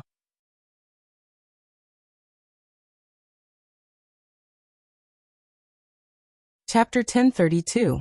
Tonight, the Jiang of Silla residence was filled with jubilation. Wang Wei had drunk a lot that night. His face was red and he couldn't even speak properly. He only knew how to raise his glass and said, "Come, come, come, your highness, drink." Fang rubbed his bald head and glared at him. He said, "What are you drinking for? If you want to drink, go home with your wife. Didn't you see how much the son-in-law drank tonight?" Wang Wei pushed him away. His eyes were drunk and blurred. He said, "No, this glass of wine. I must toast your highness with this glass of wine. My life was given by your highness and big sister. I can get to where I am today thanks to your highness' trust. I have no regrets in this life if I can work for your highness." Fong carried him to a bald woman and said, "Sister-in-law, I'll leave this guy to you. In the future, persuade him to drink less. He won't be able to control himself if he drinks too much. Just now, I saw him groping a little girl who was serving wine. He wanted the little girl to be his concubine. The little girl was so anxious that she cried." "Got it." The bald woman nodded. She held Wang Wei's neck with one hand and looked at him coldly. Fong looked at the time and walked to the front. He said loudly, "It's getting late. Everyone should have eaten and drunk enough. Let's go, let's go," a drunk man said in a daze. "Hey, it's still early. We haven't consummated our marriage." Fong kicked his butt and said angrily, "Get out, get out. If you've drunk enough, get out. Don't cause trouble here." Li waved his hand and said, "If they want to drink, let them continue to drink. There's enough wine today. They can drink as much as they want." Fong looked back and nodded. "Then let them drink here. I'll help son-in-law to rest. No need." Li waved his hand. "I'm not drunk yet. I can walk by myself." His body swayed and he walked outside alone. Fong followed behind and watched him walk into a courtyard. Then he turned and left. Li closed the door and blocked out all the noise outside. The whole world suddenly became quiet. Several rooms in the courtyard were lit up. Li took a few steps forward. When he was about to step on the stairs, he suddenly didn't know which one to push. He stood where he was and thought for a moment. Then he stretched out his finger and muttered, "Pick an army, pick a general, pick a wife. Whoever little rooster points at will be the one." Li Yi's finger moved slowly, and he nodded every time he pointed. When he said who for the second time, his finger pointed at the room on the far left. The room on the far right belonged to Rui. From right to left, it was Ruoqing, Zuemo, and Rui. Today was their wedding night. It was not good to choose between Rui, Ruoqing, and Zuemo. It was unrealistic to choose all of them, so they could only follow God's will. Li walked up the stairs to the door of the leftmost room. Halfway there, he stopped. Rui. God's will told him to choose Rui, but he didn't dare to. He knew which one he couldn't afford to offend, God's will or Rui. So this time, he had to go against God's will. He stretched out his finger again and changed the direction. He nodded and said, "Whoever little rooster points at will be the one." His finger still stopped at the room on the far left. Li put down his finger and thought to himself, would there be retribution for disobeying God's will twice in a row? Disobeying might not necessarily happen, but not disobeying it would happen immediately. Li excluded Rui's room and chose a new one. This time, he could finally follow God's will. He walked to the door of Rui's room and knocked on the door. The candlelight in the room that was still lit a moment ago was extinguished in the next moment. Rui's voice came from inside. "Tonight, I will sleep with Xiao Huan. Husband, go find little sisters Ruoqing and Zuemo." Although he didn't want to disobey God's will, Li had no choice but to give up after knocking a few times and there was no response. He knew why Rui did this, and he was a little touched. There was only one Rui in the world, and it was his Rui. He didn't save the world in his previous life, and he was kicked because he was willing to help others. This must be God's compensation for him. As for that bastard who returned kindness with enmity, he couldn't take revenge for this kick in this life, but in the next life he would harm his daughter, and let him get what he wanted. Li walked to the door of Ruoqing's room and knocked on the door. This time, the candlelight in the room was extinguished after a while. Ruoqing stood on the opposite side of the door and said to him, "Tonight I will sleep with Xiao Zhu. You go find sister Rui and Zuemo." There weren't many women as sensible as Rui, and with the addition of Ruoqing, God's compensation for him was too great. It could be seen how much that guy hurt him. In the next life, if it was not enough to have sex with one daughter, he would at least have sex with two. Li stood outside Ruoqing's door for a while before walking to the door of Zuemo's. His footsteps stopped, and the candlelight in the room went out. Li was startled and asked, "Do you want to say that you want to sleep with Xiao Chui tonight, and ask me to find Rui and Ruoqing?" Not saying anything was a tacit agreement. Lee knew that Zuemo was just a door away and whispered, "Don't make trouble." "I'm not making trouble." Zuemo leaned against the door and whispered, "Anyway, tonight you can't find me." Lee understood what she meant, and he also understood what Rui and Ruoqing meant. However, what was wrong with sleeping with Xiao Huan, Xiao Zhu and Xiao Chui? The bed was a new big bed, and it was not crowded for 3 people. He had 3 beautiful wives, but he could only stay alone. This was one of the saddest things in life. On the wedding night, where to sleep at night was actually a problem. There was no bed in the study. Should he squeeze with Fang? He sat on the steps, leaning against the pillar, drowsy. Although the wine he drank at night was specially made by Xiaozhu, it was still wine after all. After drinking too much, he still felt a little dizzy. But what Rui and the others did, the cold wind at night and the cold stone steps, made his heart and body cold, and his buttocks cold, and he couldn't sleep. He shivered slightly, and a fragrant wind blew, and suddenly he felt a lot warmer, because he had a piece of clothing on his shoulders. "It's cold outside, come in." Mississippi Lou said lightly, turned around and walked into the room. On the wedding night, he was locked out by his wife, and was seen by his sister-in-law. This made Lee blush a little. This was really embarrassing. He was already familiar with Mississippi Lou's room. Even more familiar than his own room. This room carried many painful memories that he didn't want to recall. Lee wrapped his clothes tightly, and when he stepped into the room, he seemed to hear the sound of smacking echoing in his ears. Mississippi Lou poured a cup of hot tea for him, and sat across from him, minding her own business. Lee drank a cup of tea, and then he realized that there was not only tea on the table, but also wine and dishes. Grumble. His stomach began to growl in disappointment. Just now it was only at the beginning, and then he only cared about drinking. Now that he smelled the aroma, he felt unbearably hungry. He licked his lips, picked up the chopsticks on the table, and began to wolf down the food. Mississippi Lou glanced at him and reminded him, "These are my chopsticks." Lee curled his lips and said, "Don't be so stingy. If you want to eat, then get another pair. We're a family, why bother about these things?" Mississippi Lou reminded him again. "Those are the chopsticks I used just now." Okay, I'll give them back to you." Lee took a few more mouthfuls of food, returned the chopsticks to her, and said, "Then get me a new pair." Mississippi Lou took a new pair of chopsticks, but it was not for Lee, and she ate while drinking. Women were really strange creatures. One moment they wanted it, the next moment they didn't. Lee shook his head and poured himself a cup. Tonight, in order not to affect the wedding night, Lee asked Xiaozhu to make a few pots of wine for him. Now that the wedding night was over, he should drink to his heart's content on this big day. He looked at Rui opposite him, and thought to himself, God's will is God's will. After going around in a big circle, in the end he still had to spend the wedding night with Rui. On both sides of the square table, one was dressed in white, and the other was dressed in red, but there seemed to be no conflict between them. The atmosphere was extremely harmonious, as if everything was supposed to be like this. Once you drink too much, you can't control your mouth. What's more, today was a good day. Once people had a good life, they would always think about better things. It was better to add flowers to a brocade than to add snow to snow. Lee looked at Rui and suddenly said, "Rui, let's discuss something." Mississippi Lou looked up at him and asked, "What is it?" Lee thought for a moment and said, "In the future, can you be gentler to me? Don't spank my butt anymore." Mississippi Lou thought for a moment, looked at him and asked, "Then will you still be so naughty in the future?"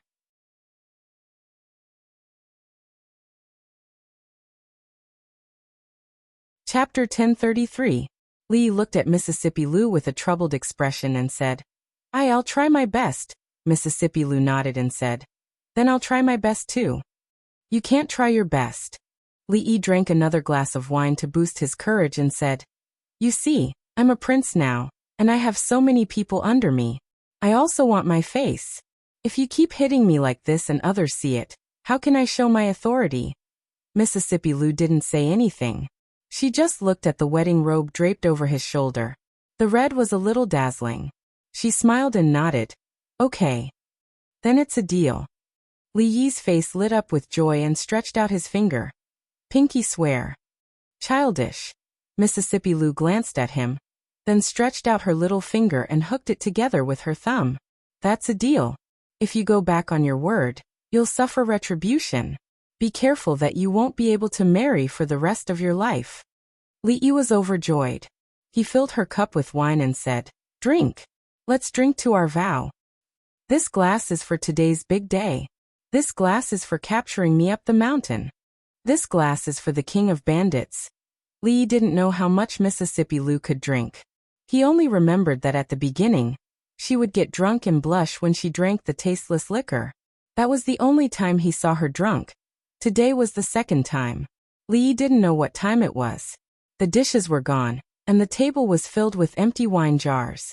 Li Yi felt like the world was spinning around him, but he refilled their glasses out of habit. He put his hand on her shoulder and said, This cup is for you being a man. Mississippi Lou's eyes were blurred. She waved her hand and said, No, I'll be drunk if I drink anymore. It's okay, you can't drink, I'll drink for you. Li Yi drank both glasses of wine. Mississippi Lou's cheeks were red and she frowned. I can't drink? What a joke, bring the wine. There's no more.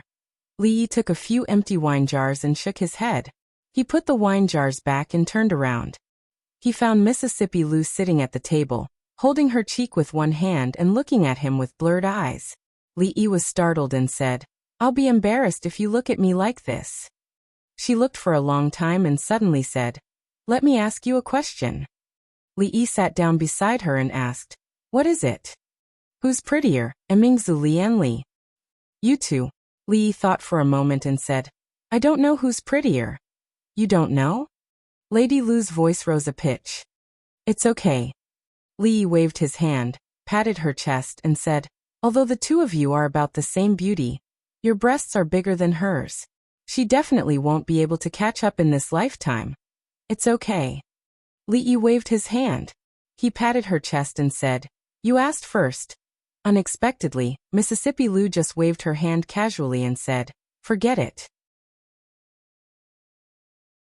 It's not the first time anyway. However, Miss Lou just casually waved her hand and said, Forget it. It's not the first time anyway. Li Yi looked at her and murmured, Not the first time. She didn't explain further and picked up a wine pot. However, she didn't pour any wine out. She stood up and walked towards the bed unsteadily, saying, You can go back. I'm tired. I want to sleep. They don't want you and I don't want you. Mississippi Lou grabbed his arm and said, You should go back. I'm sleepy. I want to sleep. They don't want you, and I don't want you. Mississippi Lou grabbed his arm and said, Get up. Li Yi suddenly opened his eyes. He looked at her and asked, You don't want me either.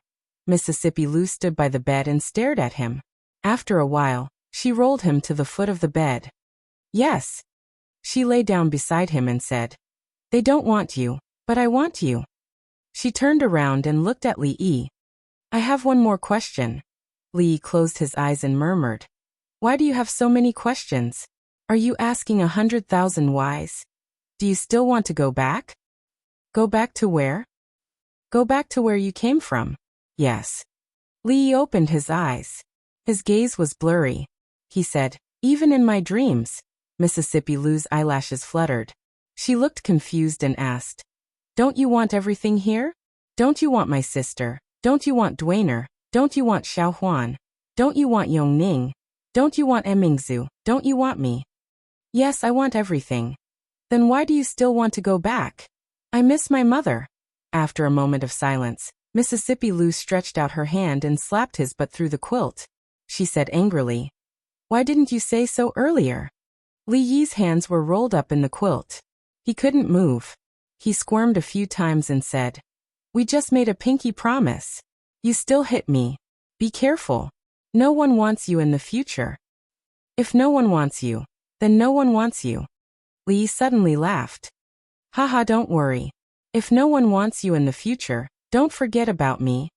Don't forget about you. You don't want me either. You've already used this trick. Don't forget about me. I'll support you. Her raised hand fell down again. Her eyelashes fluttered a few times. After a long time, she said slowly, I'm sleepy. This time, she didn't get any response. She opened her eyes and looked at him in his sleep. There was still a smile on her face. Her breathing gradually calmed down. She just stared. When Lee woke up, he found that he had a terrible headache. He thought that Mississippi Lou must have made him drunk again last night. He opened his eyes and wanted to get up from the bed, only to find that he couldn't get up at all. He was rolled up in the quilt. The culprit was sleeping next to him. She was sound asleep and hadn't woken up yet. The person lying next to his pillow was actually Mississippi Lou. This gave Lee a fright. But looking at the situation now, they should just be lying on the same bed. Nothing serious happened. Only then did he finally relax. He spent a lot of effort to get out of the quilt. He carefully got off the bed and looked back. Mississippi Lou was still asleep. What a pig! Lee shook his head. When he was about to leave, he suddenly turned around after taking 2 steps. He stared blankly at the figure on the bed. Mississippi Lou. The sleeping Mississippi Lou. The defenseless Mississippi Lou. She slept soundly on her side. Her back was facing Lee. A certain perky part of her was facing him. Lee's gaze fell on that part of Mississippi Lou's body. A bold idea suddenly popped up in his mind. What goes around comes around. This year it's my turn. Sooner or later, you'll have to pay for what you've done. Pay them back in their own coin. It's never too late for a gentleman to take revenge. At this moment, he thought of many words from the ancients. The ancients didn't lie to me. Countless painful memories emerged in his heart. Lee raised his head and hit her without hesitation. Smack. Lee swore that this was the most beautiful sound he had ever heard in his life. All the humiliation he had suffered in the past disappeared in this smack. At this moment, he felt that he had reached the peak of his life. Then he saw Mississippi Lou turn her head and look at him with a pair of deep eyes. The sky was slightly bright. Fong came out of the courtyard. He opened the door and stretched his body. Bang! In the prince's mansion, one of the courtyard doors suddenly shattered. 2 figures jumped out one after another. Fong's expression changed. Did assassins break into the residence of eldest miss and second miss? Soon he dispelled this thought. Because the people who came out one after another were the son-in-law and second Mississippi. The next moment, his expression became even more horrified. Because he realized that the son-in-law was wearing second Mrs. clothes early in the morning. Moreover, both of them were barefooted. His body shuddered as he immediately thought of a terrifying possibility. Could it be that the son-in-law was drunk last night and went into the wrong room? On the wedding night, he went into the wrong room and slept on the wrong bed? Or perhaps he slept with the wrong person? Help! Someone's been killed. He looked in the direction of the scream in a daze inside. What a sin!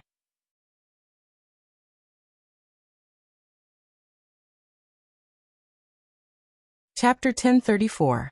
Lee sat in the yard and spent a long time to calm down. He had once reached the peak of his life. Although it was very short and fleeting, he would always remember the feeling at that time. After being humiliated by Mississippi Lou for so long, at that moment, he finally completed a beautiful counterattack. Of course, it felt good, but the price he paid was painful. He was chased by Mississippi Lou for a few miles. This time she did not spank his butt again, but directly hit his laughing acupuncture point. When the 2 of them walked back, she looked at him and smiled all the way. However, it was not without gains. Lee still vaguely remembered that before the 2 of them got drunk last night, he seemed to have reached an agreement with her. She promised him that they would hook up.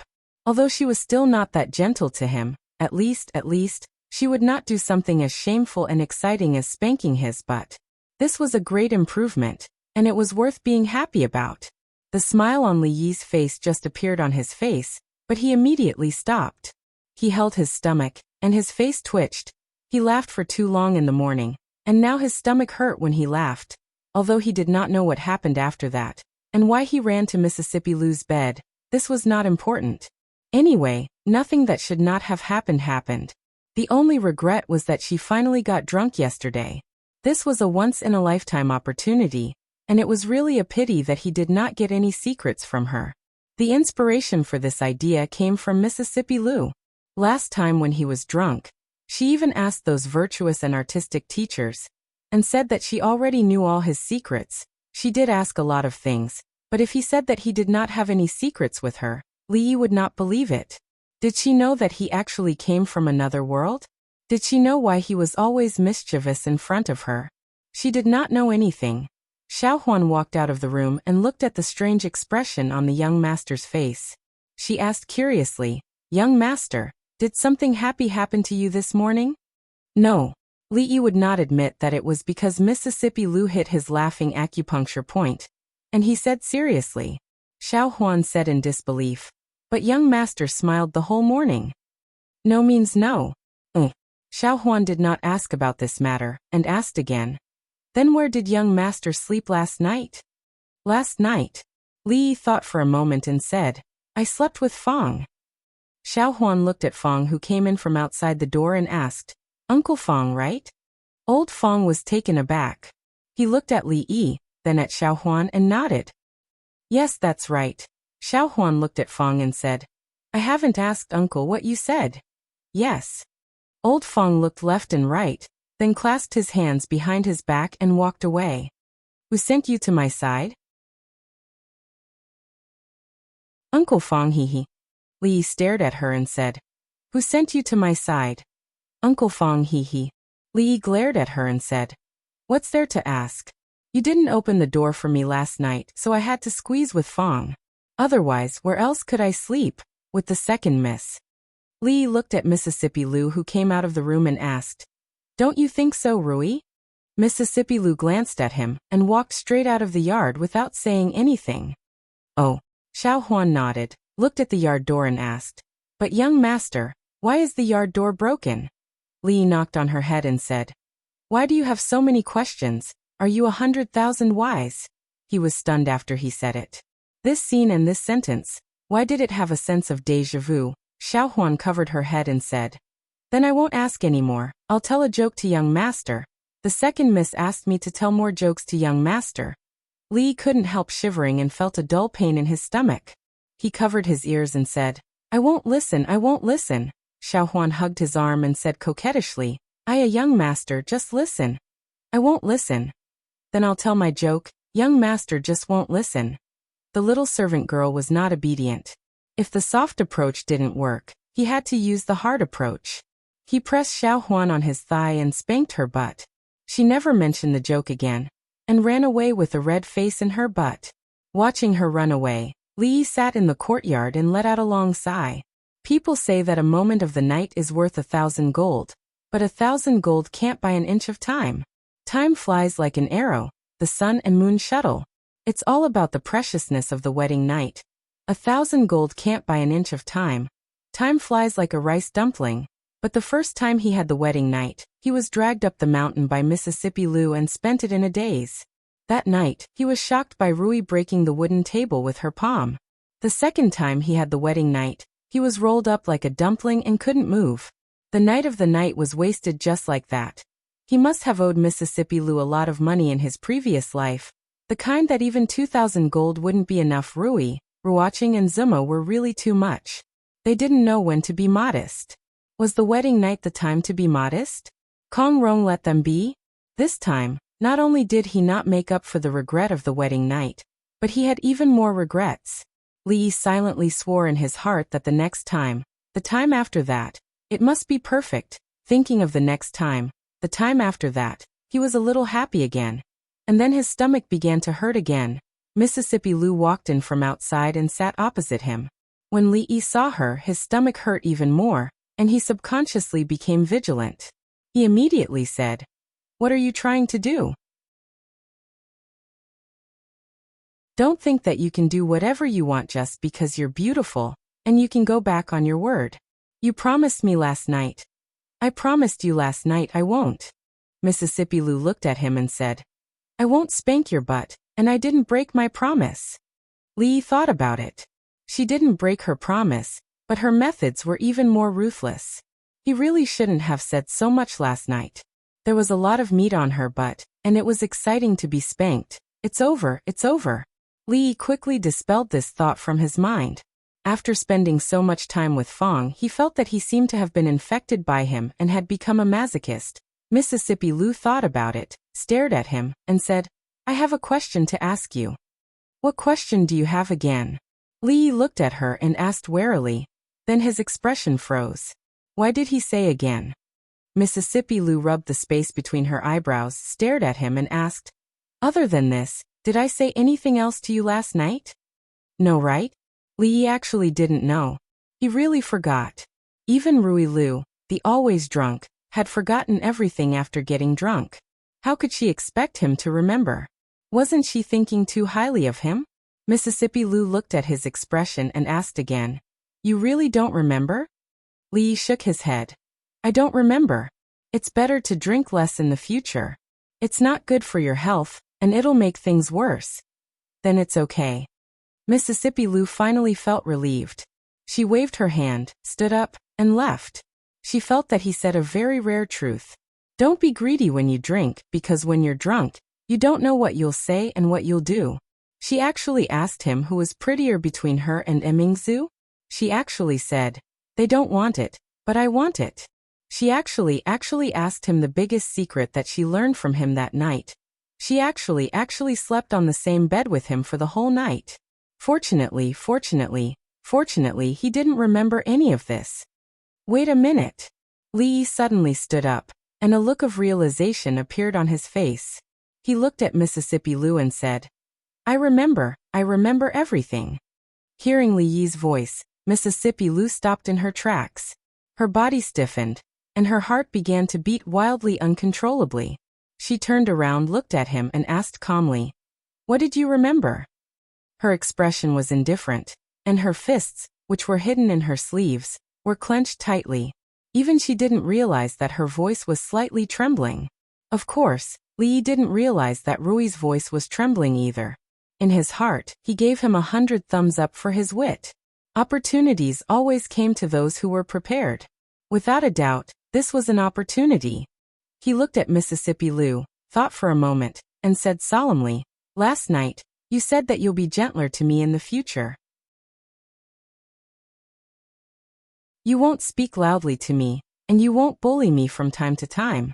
You also said that you'll prepare an expensive gift for me during holidays and birthdays. Also, you said that you'll be nicer to me, that you'll massage my shoulders and back when I'm tired, and cook noodles for me when I'm hungry."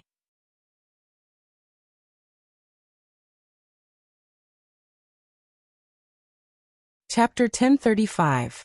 You have to listen to me in the future. You have to help me when Emingzi bullies me.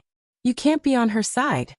After listening to him for a quarter of an hour, Mississippi Lu closed her eyes and let out a long sigh of relief. She asked, "Anything else?" "Of course. You said Emingzi." Mississippi Lu's eyes suddenly opened. A trace of panic flashed across her pretty face. Her heart began to beat wildly again. What happened to Emingzi?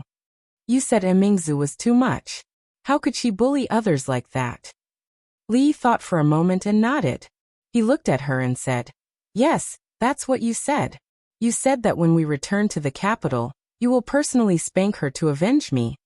I promise you that." Mississippi Lu took a deep breath and crossed her arms. She looked at him and asked, "Anything else?" Li thought for a moment and said, "Yes, but I can't remember it now. We'll talk about it when I remember it. You should do what you promised first." He suddenly felt some admiration for himself, so much so that he prostrated himself in admiration. Anyway, Rui was drunk last night. He didn't remember what happened. It was up to him to make up stories. If he didn't have a little conscience, he would directly tell her that she violated his body last night and ask for more compensation and privileges. Second Lady Lu did not speak. Li looked at her and suddenly asked, "You are the chief of the Wulin League. Your words carry enormous weight. What you say is like spilled water. You won't go back on your word, will you?" "No." Mississippi Lu smiled and shook her head. She said softly, "Why would I? I'll keep my word. Are you hungry or tired? Let me massage your shoulders first. Do you want to cook a bowl of noodles for you first?" Happiness came so suddenly that Li Yi couldn't believe it. He suspected that he was dreaming and that he was still lying on the bed with Mississippi Lu. Let's massage the shoulders first, Li said after some thought. It wasn't until he was lying on the rocking chair with Mississippi Lou's hands roaming around his shoulders that he finally accepted reality. She actually believed it. She really believed it. Li could already imagine the beautiful life in the future. He took a deep breath and said, I didn't use enough strength, use more strength. Mississippi Lou smiled and said, okay. Outside the door, Fong saw with his own eyes that Xiao Huan went out. Only then did he come out from behind a big tree, ready to ask the son-in-law what they were talking about. As a qualified follower, he needed to have this kind of awareness. Even if the son-in-law said that he slept with him last night, he had to convince himself that he wasn't hugging two women last night. It was the son-in-law who was hugging him last night. For the son-in-law, for the young miss, for the second miss, for a perfect family. He felt that he was very great at this moment. Perhaps his back was shining with colorful light like that of Lady Ruoqing.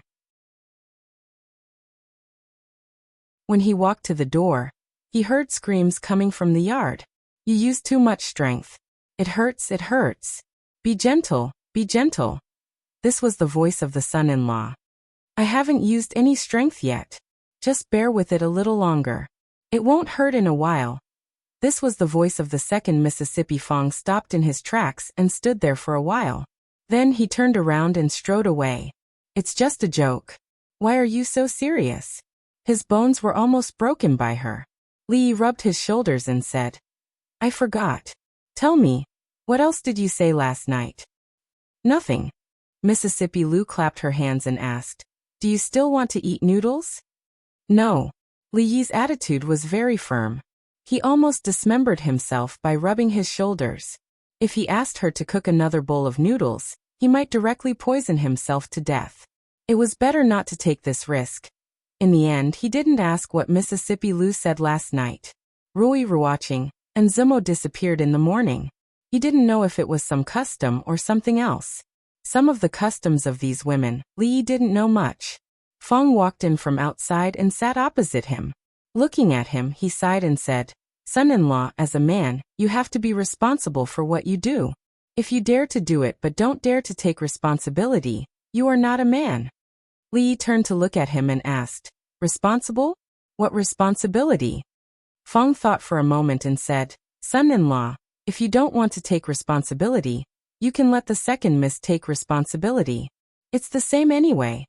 Before leaving, he patted Li Yi's shoulder and said earnestly, Son-in-law, you are destined to be unable to escape the clutches of the second miss in this life.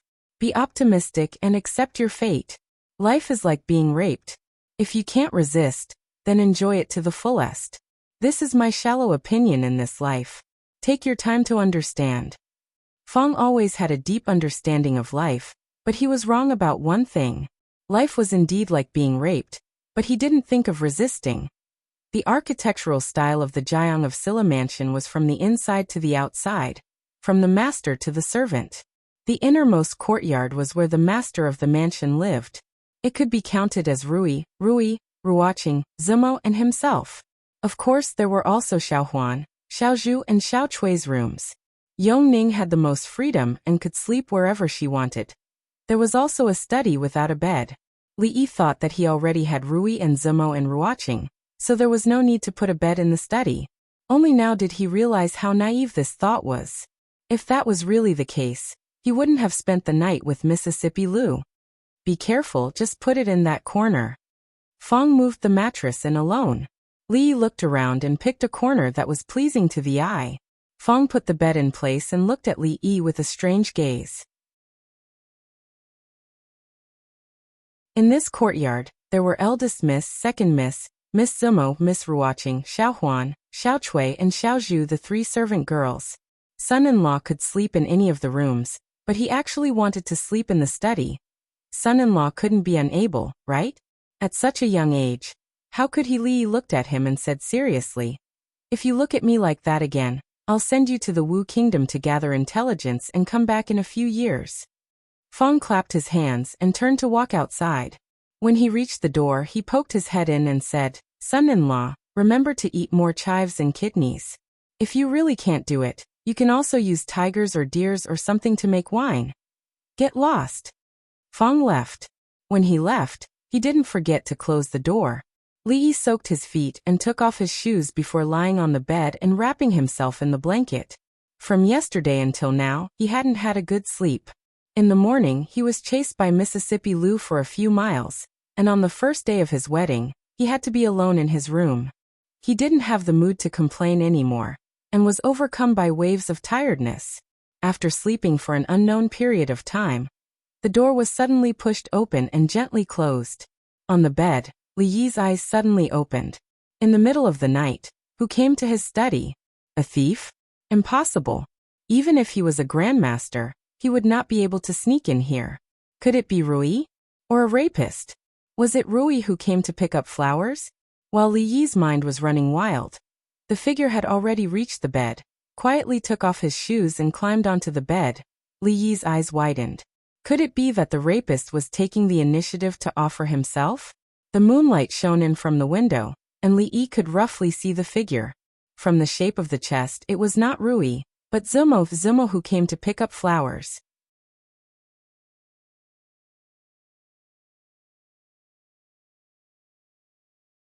Chapter 1036. She shut him out on the wedding night, and now she wanted to secretly pick flowers. Li Yi really didn't expect that Zumo would be so interested in this. Did she really think that she could get on and off his bed as she pleased? He closed his eyes and waited for her to pick flowers. However, after waiting for a long time, the person beside the bed did not move. Just when Li Yi was about to get impatient, he felt that she stood up. Was she going to run away? Li Yi couldn't pretend anymore. He grabbed her hand and dragged her to the bed. Ah! There was a cry of surprise in the room. Li Yi hugged her tightly and said fiercely, "Since you are here, don't leave." Shoo! After she reacted, she immediately looked back and whispered, "I sneaked here, they don't know." Li Yi carried her to the bed and whispered, "What are you doing here, picking flowers?" In response to him was a hot kiss. Li Yi had seen what a passionate Zumo was like. In the dark night, there was only breathing and two gradually hot bodies. Li Yi knew what she was here to do. She was here to make up for the regret of the wedding night, and carry out the last step they didn't finish yesterday. Squeak! There was a sound at the door again. Zumo was startled and immediately lay down inside, hiding in the quilt. Li Yi looked at the figure who quietly closed the door with some surprise. He thought to himself that it couldn't be. 2 flower thieves came in one night. It seemed that he should carefully consider Fong's suggestion just now. The person who sneaked in was easy to recognize. From the way she walked and the hazy figure, it was Ruoqing. When Ruoqing walked to the bed, she saw him sitting on the bed. She was shocked and said after a long time, You haven't slept yet." "What do you mean by you?" "You." "Me." Li Yi pulled her over and said, "Call me husband." Someone gently pinched his thigh. "Husband," she called out softly, and Li Yi could feel that her body was getting hot. Yesterday, I didn't mean to." Ruoqing was not as passionate as Zumo. Her voice was so soft that it was almost inaudible. She said, Tonight, I will come to accompany you. Don't tell Zumo, or she will laugh at me." "Don't worry, I won't laugh." A familiar voice suddenly sounded. Ruoqing was startled. Seeing the figure crawling out from under the blanket, she was startled and then said in panic, "Zumo, you. What do you mean by you? You snuck over without telling me. Tomorrow, I'll punish you according to the family rules." Ruoqing hurriedly stood up and said, I'll go first." Li Yi grabbed her wrist and gently pulled, causing her to fall onto the bed again. Li Yi held her slender waist and said softly, "It is fate that brought us together. Why don't we stay together?" He slept soundly when he had someone by his side. It was just that his arms were a little numb, because they were pillowed on each side. When he came out of the study, it was already late in the morning. Fong was working in the yard, moving the stone table and stone bench to a place further away from the swing. When he saw Li Yi, he stopped in his tracks, thought for a moment, and asked, "Young master, do you really not need to ask the kitchen to fry another chives?" No matter whether others believed it or not, he really just hugged them to sleep last night. Nothing that should have happened did not happen, and nothing that should have happened did not happen. If it was only Zumo or Ruoqing, the situation would naturally be different. However, the situation last night was special. The two women did not even take the first step, and the second step naturally could not be rushed. That was a matter for the future. Even though he knew that if he made some kind of request, they would not refuse for them. This was something that would be unforgettable for the rest of their lives. He should not be so hasty. However, what old Fong said made sense. After all, it was better to be on the defensive than to be on the defensive. Li thought for a moment and nodded. Let's fry one.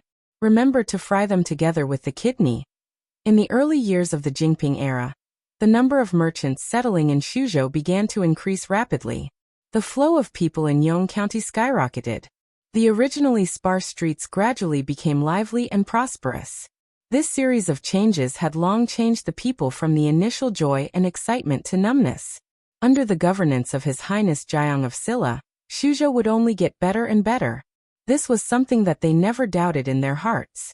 Ever since the situation in the fringe changed dramatically, the bandits were almost completely eradicated. A smooth trade route was opened up, which was known as the Great Mountain Road. The merchants of the Three Kingdoms also benefited greatly from this. This was a region that was not under the jurisdiction of the Three Kingdoms. However, the fringe also had its own rules: freedom, equality, justice, and the rule of law. The fringe, which used to make people pale at the mere mention of its name, had completely changed in just over a year's time. The public security was good, even better than that of the various prefectures. The name Fringe no longer lived up to its name. The caravans traveling on the Great Mountain Road preferred to call it New World. There were even many large caravans that had set up shops and workshops in the mountains for convenience and safety. Of course, these were built on the foundations of the original towns in the mountains. Before this, no one knew that there was such a paradise in the desolate mountains in the Jiang of Silla's mansion. Fong leaned on the kitchen door and said, "Young master, we've almost cleared the road between the Qi Kingdom and the Jing Kingdom. The bandits we encountered along the way, other than those we chased away, have all been subdued. However, there are more hard to deal with near the Wu Kingdom. We don't have enough manpower for the time being, so it's a little troublesome to deal with them head-on." Li Yi was cooking fish, Drunk Mo's favorite steamed fish. When he heard that, he said casually, "Let's put off the trouble for now. We'll talk about it when we can spare some manpower." Watching the young master carry the steamed fish out, Fong swallowed his saliva and shook his head. Ever since the wedding, the young master had been indulging in the land of love and tenderness all day long. He didn't even care about proper business. The spring night was short, and the sun rose high in the sky. From now on, the Jiang of Silla would never get up. After the steamed fish was done, there was only Mississippi Lou's favorite dish left. Li Yi returned to the kitchen, wondering if he should make himself a dish of stir-fried kidney with chives later to nourish himself. He had been a little too depraved in the past 2 months. Even if it wasn't for the sake of becoming a martial arts master to avenge Mingzhu's letter, for the sake of a happy life in the future, he had to train harder and strengthen his physique. Try this. And this. He couldn't favor one and discriminate against the other. Including Mississippi Lou, he picked up a mouthful of food for everyone at the table. Only then did Li Yi begin to eat. Li Yi watched Drunk Mo eat a mouthful of fish, and then her expression became a little strange. He was very clear about his cooking skills. Li Yi picked up a mouthful of fish himself. It tasted very good. He looked at Drunk Mo and asked, "What's wrong, doesn't it suit your taste?" "No," Drunk Mo said. Her face turned pale, and she immediately ran away. Before Li Yi could react, the sound of retching came from outside the door. Li Yi looked at Rui and Rui watching and asked, "Is it that bad? I'll go out and see her." Without waiting for them to answer, he immediately ran out. Rui picked up a mouthful of fish and tasted it. A puzzled look appeared on her face. When she looked out the door, she was stunned, and then the expression on her face changed: surprise, disbelief, and a trace of resentment. Outside the door, Drunk Mo leaned against the pillar. Her face was pale and she kept retching, but she didn't vomit anything. Li Yi hurriedly ran over, patted her back gently and said with concern, "What's wrong? I'll call the doctor." She shook her head and said, "It's nothing. I suddenly feel a little uncomfortable." I'll be fine after going back to my room to rest. I'll help you back first. Lee helped her back to her room and let her lie on the bed. Then he asked, other than feeling nauseous, where else do you feel uncomfortable? Drunk Emo said softly, I still feel a little dizzy. Nausea, dizziness. Lee seemed to think of something. He grabbed her hand and suddenly asked, how long has it been since you last came? Which? Drunk Emo looked at him in confusion. After understanding, her face turned red. She glanced at him and said, how long has it been since I last came? You still don't know.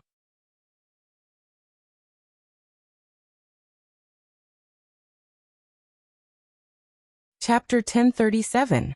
Drunken Emo was pregnant. He was not prepared at all, let alone mentally prepared. In the beginning, he and Rui had gone through a lot in order to have a child. The old lady had taken her to worship Buddha many times and prayed many times. The two of them had also done a lot of hard work in private. After so much hard work, they had the current young master of the Li family, Li Duan. But he and Drunken Emo had been married for less than 2 months, and she was already pregnant. Judging from the time, it was very likely that it was the first time. When Li Duan was 1 year old, he and Rui had wanted to have a second child, but from a year ago until now, there had been no results. Therefore, he could understand Rui's happiness and the hidden bitterness in her eyes when she looked at him. Drunken Emo and Ruoqing were only 1 day apart. Li held Ruoqing's hand and asked, how is it? Do you feel uncomfortable anywhere? Ruoqing asked in confusion. What do you feel uncomfortable? That is, do you feel dizzy, nauseous, or something like that? Ruoqing instantly understood what he meant. She blushed and whispered, no. Ruoqing and Drunken Emo were not mentally prepared to have children for the time being. They obviously had time to avoid danger, but there was no absolute safety in this kind of thing. God always liked to joke with him on this kind of thing. Drunken Emo was originally only her treasure, but now she immediately became the treasure of the whole family. As soon as Rui learned the news, she told him that he couldn't sleep with Drunken Emo at night anymore, and arranged 2 more obedient and sensible maids for her. The imperial doctor sent by Li Xian from the palace a long time ago naturally received a lot of money. Second Madame's pregnancy was a great thing for the Holy Family. From the housekeeper to the servants, everyone's monthly allowance this month was doubled. In addition, there was extra money. Even Li Duan knew that he was about to have a younger brother or sister. He ran around the courtyard happily. Ever since he left the capital and Xiaorui, not many people could play with him. Drunk Ink was now surrounded by them, and Li wasn't idle either. He had to send someone to inform third young lady Chen of this news. He also had to write a letter to report the good news to the old madam in Jingdo. He also had to send a letter to Tseng Shichen. He also had to write to Li Xian to remind him that even if he couldn't come, he couldn't miss out on a congratulatory gift. After writing a few letters, an hour had passed. When Li walked into the room, Zui Emo was alone by the bed, staring blankly ahead. Li sat down beside her and held her hand with a little force. Drunk Ink leaned on his shoulder and whispered, I'm scared. Li put his arm around her shoulder and lowered his head. I'm here, don't be scared. It's not like you're the one giving birth to the child. Of course you're not scared. Drunk Ink rolled her eyes at him and leaned on his chest. The nervousness on her face faded a little. She blinked and suddenly smiled. Do you think our child will be a boy or a girl? Li stroked her hair and said, if it's a boy, we'll protect you. If it's a girl, I'll protect you and your mother. Drunk Ink leaned lightly on his chest and murmured, you won't protect me. You only know how to bully me. When Rui was pregnant, Li couldn't stay by her side from beginning to end. This had always been his regret. He couldn't make the same mistake a second time. He had already warned Wang Wei not to be impatient about the matter in the fringe. He told him to put aside the major forces that he hadn't subdued in the Wu Kingdom, and focus on stabilizing the rear. As for the daily affairs of Shu Province, with Chen Chong around, there was no need to worry. Provincial Governor Chen's ability was unquestionable. When a woman was pregnant, there would be many symptoms, including dizziness, nausea, loss of appetite, and so on. In addition to physical problems, mental problems were more likely to occur. At this time, the company of the other half was especially important. Lee would hug her to sleep almost every few nights. From dressing up to eating and sleeping, he wouldn't let anyone else interfere. This made Rui, who had always been gentle and generous, a little jealous. One night, after washing up, she leaned on the bed and said in a slightly sour tone, "Husband is so good to Sister Drunk Ink. I'm a little envious of her." Actually, Lee had always treated them equally. It was impossible for him to treat them equally. But if he asked himself, he had never been partial to one person.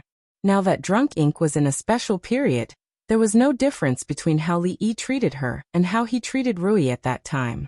He knew that Rui was just joking. He pulled her over and said, "What's there to be envious of? When my wife gets pregnant, they'll be the ones envious of you." Rui sighed and said, "How good would it be if I hadn't broken through to the Grandmaster level?" "It's okay." Lee shook his head and said, "Grandmasters aren't cabbages that you can pick and choose from. At most, we'll just try a few more times." "How do we try?" Lee waved his hand to turn off the light. He leaned over to her ear and whispered, "Just like this." The light in the room dimmed, and the enchanting scenery in the dark couldn't be seen. Late at night, in a few rooms in the small courtyard, Ruaching and Drunk Ink had already fallen asleep. 2 rooms away, Mississippi Lou was lying on the bed when her eyes suddenly opened.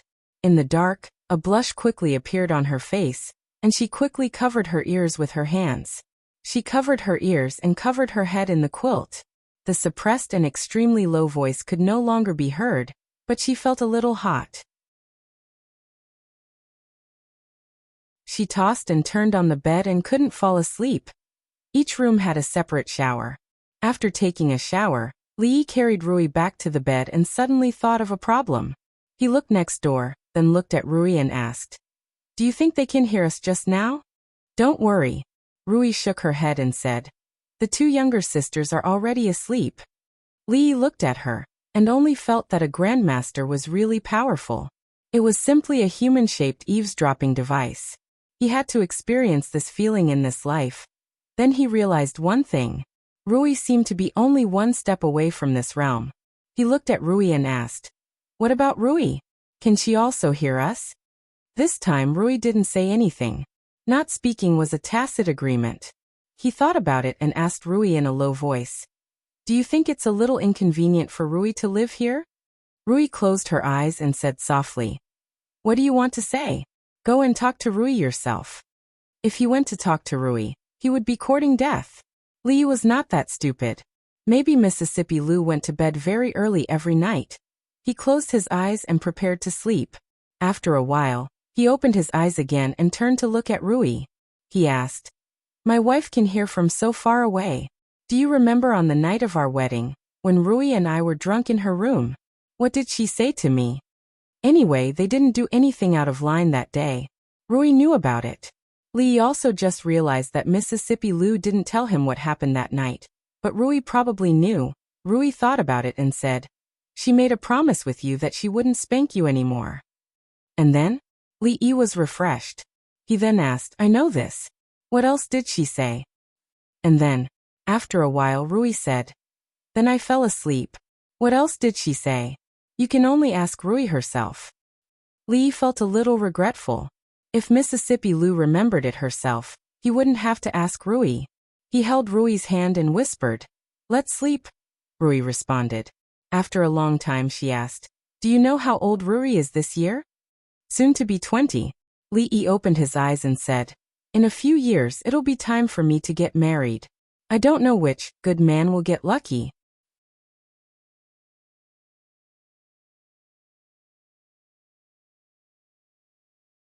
Chapter 1038.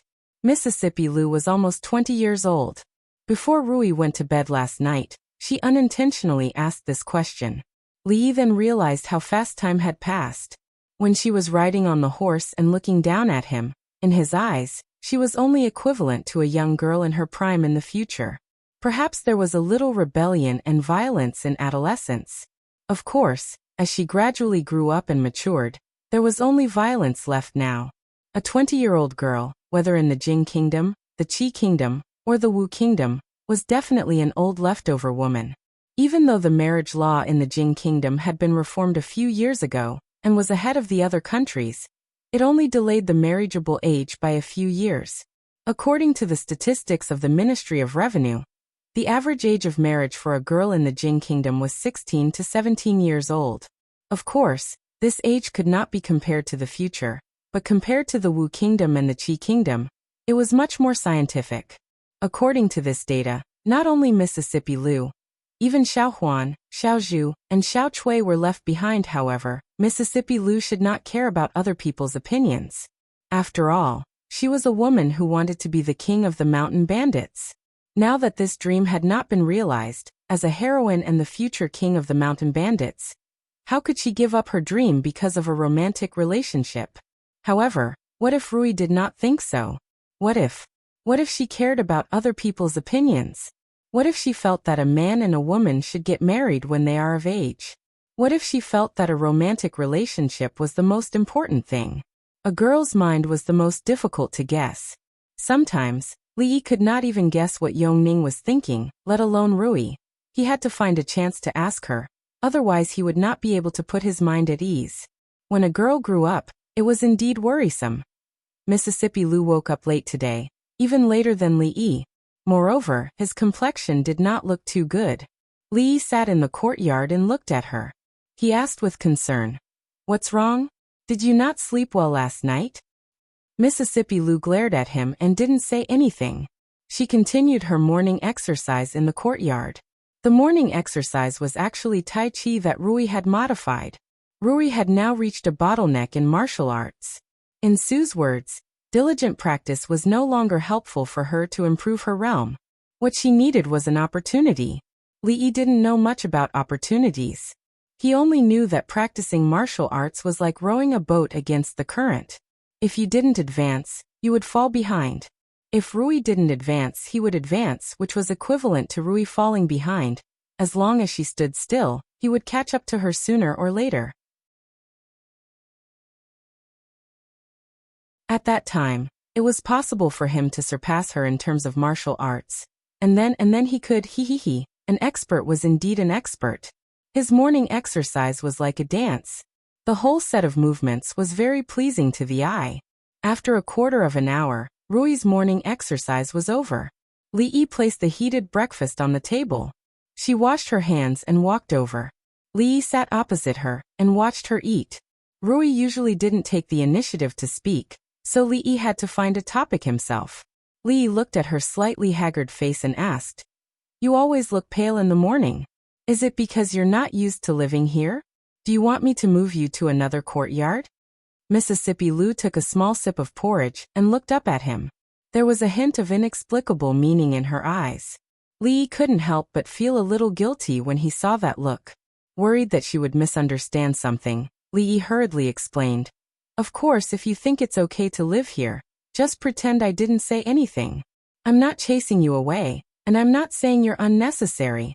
Mississippi Lu ignored him and buried her head in her porridge. Li thought for a moment and asked, "Rui, you'll be 20 in a few days, right?" And then? Miss Lu glanced at him again and said casually. It was obvious that she was waiting for his next words. "I don't mean anything else." Li shook his head and said, "I just suddenly remembered that when Rui was 20, Dwayner was already born. You're not young anymore. When are you going to get married?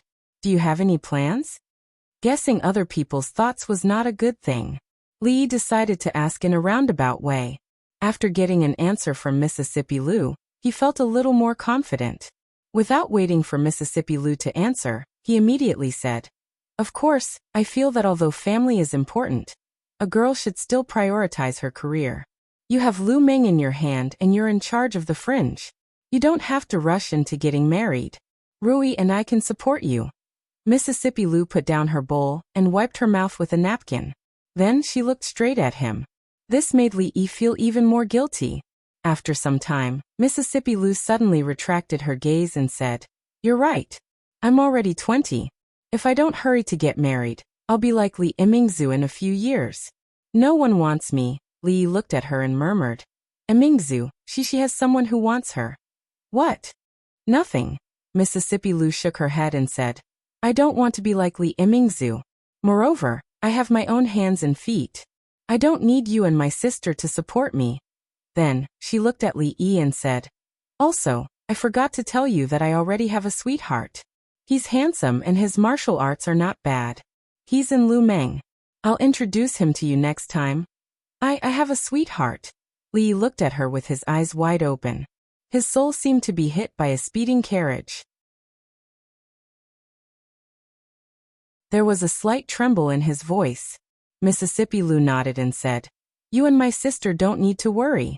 We'll get married when it's time. She stood up and said, I still have something to do in the league. I'll leave first. Li Yi stood up and took her small bowl. He said in a daze, don't you want another bowl? No. Mississippi Lu waved her hand and said, the porridge you cooked this time was too sweet. Remember to put less sugar next time. Then she turned around and left. Her figure disappeared out of the door. Li Yi held the empty bowl in his hand. His mind was blank. What Mississippi Lu had just said exploded in his mind like thunder. She had a sweetheart. She still wanted to get married. Did she ask for Rui's opinion? Did she ask for his opinion? Men nowadays couldn't be judged on the surface. There were a lot of sanctimonious beasts. What if she met a bad guy? She actually complained that the porridge he cooked was too sweet. She clearly liked eating sweet things. When did she stop liking sweet things? Li Yi held the empty bowl and stood there in a daze. Outside the door, Mississippi Lu looked back. She turned back and the corner of her mouth curled up into an imperceptible smile. Second Miss, good morning. Fong walked over from the side and waved his hand to greet her. Morning. Mississippi Lu smiled at him and turned to leave. Fong's footsteps came to an abrupt halt. The expression on his face immediately froze. He looked at the sun above his head. There was no doubt that it rose from the east. Since the sun did not rise from the west, why did Second Miss smile at him? Could it be that Second Miss also thought that the new clothes he wore today matched him very well? After a long time, he shook his head and walked into the courtyard. Seeing Li Yi standing in the courtyard, Fong walked over happily and asked, son-in-law, look at the clothes I'm wearing today. Don't I look very spirited? Crash. The small bowl in Li Yi's hand fell to the ground and broke into several pieces. Fong looked at him in disbelief. Although he knew that the new clothes that Xiao Hong made for him looked very good on him, the son-in-law did not have to be so surprised, right? Li Yi picked up the broken pieces on the ground. Fong hurriedly said, son-in-law, these things can be done by the servants. Be careful not to cut yourself. The broken pieces in Li Yi's hand fell to the ground again. I'll go get the medicinal wine. He looked at Li Yi's finger that was starting to bleed. He closed his mouth and turned to walk to the study. In a room in the inner courtyard, Xiao Huan changed the bed sheets on Second Miss's bed and put a new one on it. She picked up the pillow and patted it, but found a thin book under the pillow.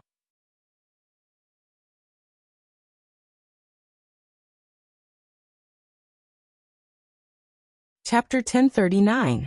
The young maidservant was curious. The second young miss used to hate studying even more than she did. In the academy, she would often make old Sir Qin so angry that he couldn't breathe for a long time. Later on, old Sir Qin simply didn't let her go. But in the past 2 years, or more accurately after the Lantern Festival 3 years ago, the second young miss seemed to be possessed. Many times she spent more time reading books than practicing martial arts. She and the second young miss learned how to read from the son-in-law. Now she could recognize quite a few words. She shook her head and put the book back, but for some reason, she looked at it again.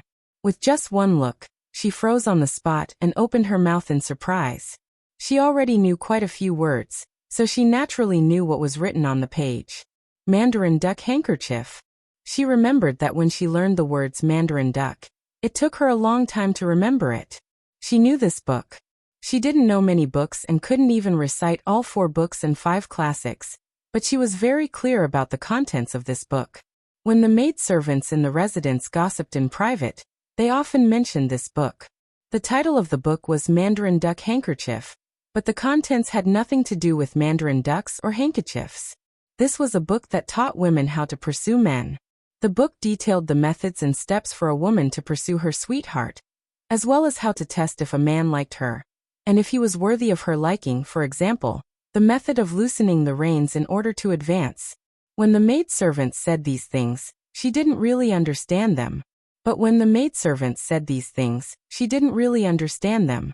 Instead, she said, "To make a man remember you, you must first make him feel pain. To make him remember you forever, you must make him feel pain deep in his heart. You can like a person's talent, his looks, or even his money. But if you like a person because he treats you well, then when he doesn't treat you well, you will have nothing." She understood 70 to 80% of these easy-to-understand words. This book had been banned by the government more than 10 years ago. The reason was that many people believed that this book was obscene and harmful to etiquette, so it was impossible to buy it on the market. However, many women would still keep a copy and keep it under their bed pillows. They would then pass it on to their close friends and treat the words in this book as priceless advice. It was said that the author of this book was an extraordinary woman. Because of her own experiences, she wrote this book to warn and teach all women in the world how to pursue the love of their lives and how to protect themselves. It was also said that the author of this book was a favored concubine deep in the palace. It was only because she had long seen through the love between men and women that she wrote this masterpiece. It didn't matter who the author of this book was. What mattered was Second Miss. Why did Second Miss read this kind of book? She flipped open the book and found that some notes had been made. She looked at the place where the notes were made and felt even more surprised. Who did the Second Miss like, and who did the Second Miss want to test? Li Yi's hand was only scratched by a broken piece of porcelain. The wound wasn't deep. After a simple cleaning and disinfecting, he didn't bandage it. Fong sat opposite him and looked at him with a burning gaze. He asked, "Son-in-law, do you have something on your mind?" Li Yi was silent for a moment. He looked at him and asked, "Have you been to the Lu Meng often recently?" "Quite often." Fong nodded. He was bullied by his own wife and couldn't fight back. He felt wronged and had to find a place to vent. "How is the Lu Meng recently? Did anything strange happen?" Fong thought for a moment and said, "Everything is fine. Nothing strange happened. It's just that a group of people passed the assessment some time ago. There are a few good seedlings among them. They look like humans, but I don't know if they are just embroidered pillows." Everyone whom old Fong described as a human or a dog was better looking than him. Fong actually wasn't ugly. Other than his body being a bit strong and his face being a bit naive, he was quite good looking. But that wasn't the main point. He looked at Fong and asked, "Do you feel that Rui has been acting strange recently?" Second Miss. Fong thought for a moment and thought of the strange smile she had shown at the door. He nodded and said, "Yes." Li Yi was silent for a moment and said, "Come with me to the Lu Meng." The number of core disciples in the Lu Meng has just exceeded 3,000. The number of masters on the 3 lists is also increasing every month. At this rate, it won't be difficult to reach 4,000 by the end of the year. The Lu Meng was located outside the county. It occupied a large area and was equivalent to a small town. Lu Luo walked beside him and introduced the recent developments of the Lu Meng. The Lu Meng had Su in charge and many masters on the heaven list. It was a great attraction for people in the martial arts world. The disciples who had passed through many rounds of selection were the best of the best. After Lu Luo finished introducing the recent developments in the Lu Meng, he pointed to a room in front and said, "The League Master is there. I will take you there." He pointed to the room. A woman put a letter on the table and said, "League Master, the situation in the Wu Kingdom is the same as before. The court and the rebel armies are still in a stalemate. There is no news of Princess Duanrong." The woman wore a tight white robe and was dressed like a man. Her hair was tied up in a bun similar to a man's. She had a valiant air about her. As the leader of the female army directly under the League Master, her strength was top and she was ranked in the top 10 of the heaven list. Although she was a woman, no one in the entire Lu Meng dared to look at her as a woman. "I understand you," Mississippi Lu nodded. Suddenly her eyebrows moved. She took the initiative to hold the woman's hand and said, "You have worked hard. I know that you have admired Jiang of Silla for a long time, and have wanted to meet him for a long time. Coincidentally, you have encountered a bottleneck in your martial arts. Come back with me today and meet Jiang of Silla. At the same time, you can get some pointers from my sister." The woman looked down at their hands that were held together, and her face suddenly blushed. Somewhere in the Lumang, Fong looked in surprise at Li Yi and asked, "Son-in-law, why aren't you going to find second young mistress?" Li Yi shook his head and said, "I suddenly remembered that second madam's fish is still being steamed in the pot. If it is steamed for too long, it will not be tender anymore. We have to go back quickly." Inside the room, the woman looked down at the hand Mississippi Lu was holding her hand. Her face was red and she said in a low voice, "League Master you. "I know." The woman was stunned. "You know?" Then, she lowered her head and her face became even redder. She said in a low voice, "I know that we are both women, and women should not like other women, but I know that you have long wanted to meet my sister and Jiang of Silla." Rui was stunned. He looked at her and asked, What did you just say?" Jiang of Silla Mansion. Li Yi was cooking in the small kitchen. Fong leaned against the door and looked at him worriedly. At a certain moment he suddenly said, "Son-in-law." Li Yi turned around and glanced at him, his face expressionless. "Does it hurt?" Fong asked. "What hurts? Where else does it hurt, son-in-law?" "It hurts. Your hand doesn't hurt." "Why does it hurt?" "Because you cut your hand just now." Fong finally understood. It was not the second young mistress who was strange, but the son-in-law. The son-in-law had been distracted for the whole day. He was cut by broken porcelain in the morning and cut his hand while cutting vegetables in the afternoon. This was something that would not happen even if he closed his eyes. "What's wrong with your hand?" At a certain moment, Mississippi Lu walked into the kitchen and looked at his bandaged hand. She frowned and asked. She looked up and saw that his eyes were confused and his expression was blank. Li shook his head and said, "It's nothing. I accidentally cut it." Mississippi Lu took a step forward. "How could you be so careless? Let me see. It's a small injury." Li took 2 steps back and asked, "Is someone here?" "Who?" "Your sweetheart." "Sweetheart?" Mississippi Lu glanced at him, and a strange look flashed in her eyes again. She said, "I was just joking with you this morning. How can I have a sweetheart?" "Joking?" Li looked at her in grief and indignation. He walked to the yard and pointed at the gigolo standing in the yard. He said, "I saw you holding hands today. Don't tell me that was also a joke?" "You misunderstood." Mississippi Lu looked at him and explained, "She's a woman." "Misunderstood? Woman?" Li was even more indignant. "Although I'm stupid, I'm not blind." Not only was he indignant, but he was also very disappointed. Did she think that he couldn't even tell the difference between a man and a woman? Was she so perfunctory now? He patted the gigolo's chest and said, "You said he's a woman. Where are her breasts? Where are her breasts?" The face of the gigolo, who was patted by Li Yi, turned from red to white and then to green. Mississippi Lu did not answer him. She thought for a moment and looked at him and asked, "Can you beat the 9th on the heaven list?"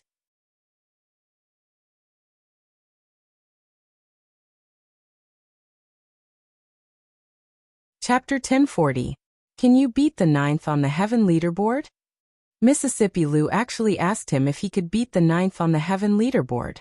Other than grief and anger, Li was even more heartbroken. How could she not know what he was capable of? The top 10 of the Heaven Road list was a group of perverts that were weaker than her and Ming Zhu. He did not lack experts, he did not lack great masters. He did not lack second great uncle who was even stronger than great masters.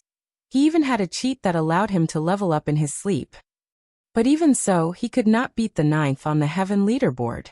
As early as 2 years ago, the martial arts master ranking, especially the heaven leaderboard, had already turned into a sea of blood and corpses. With his current strength, if he was lucky, he could barely enter the top 20. Once the heaven leaderboard changed from 2 digits to 1 digit, the danger would increase exponentially. The 9th on the heaven leaderboard was an opponent that he could not fight head-on for now. When Li thought of this, the sadness in his heart could no longer be described with words. Not only did she brush him off, but she also changed the topic. The method she used to change the topic was so unskillful. She really did not love him anymore. Apart from the sadness, Lee suddenly became vigilant. Murderous aura. There was murderous aura, strong murderous aura. He looked at the pretty boy beside him whose expression was even more sorrowful than his. He actually wanted to fight with him? Rui snatched his home. And he actually wanted to fight with him? Rui looked at the pretty boy, then pointed at Li Yi and said, "This is the Royal Highness Jiang of Silla that you always mention." The pretty boy's chest heaved a few times. His face was flushed and he calmed down a little. He gritted his teeth and said, "Nice to meet you, Royal Highness Jiang of Silla." Li Yi glanced at him and asked, "What do you mean nice to meet you?" The pretty boy was startled, and his chest began to heave again. "His name is Baisu." Mississippi Lu pointed at the pretty boy, looked at Li Yi and said calmly, "Baisu ha Baisu. Why not call him Baisha? A gigolo is a gigolo. He looks like a girl, his voice is girly, even his name is so girly." So, Li Yi was startled. He suddenly recalled something. Mississippi Lu seemed to have a subordinate named Baisu. She was the one in charge of the army of women.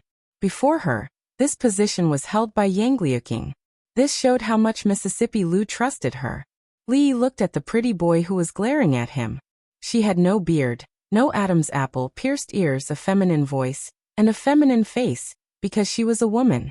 He then looked at her chest. Although it couldn't be called a chest when she stood next to Rui, it did seem to protrude a little more than his. Li Yi felt that he was really blind. 9th on the heavenly roll. Indeed, one could not judge a book by its cover.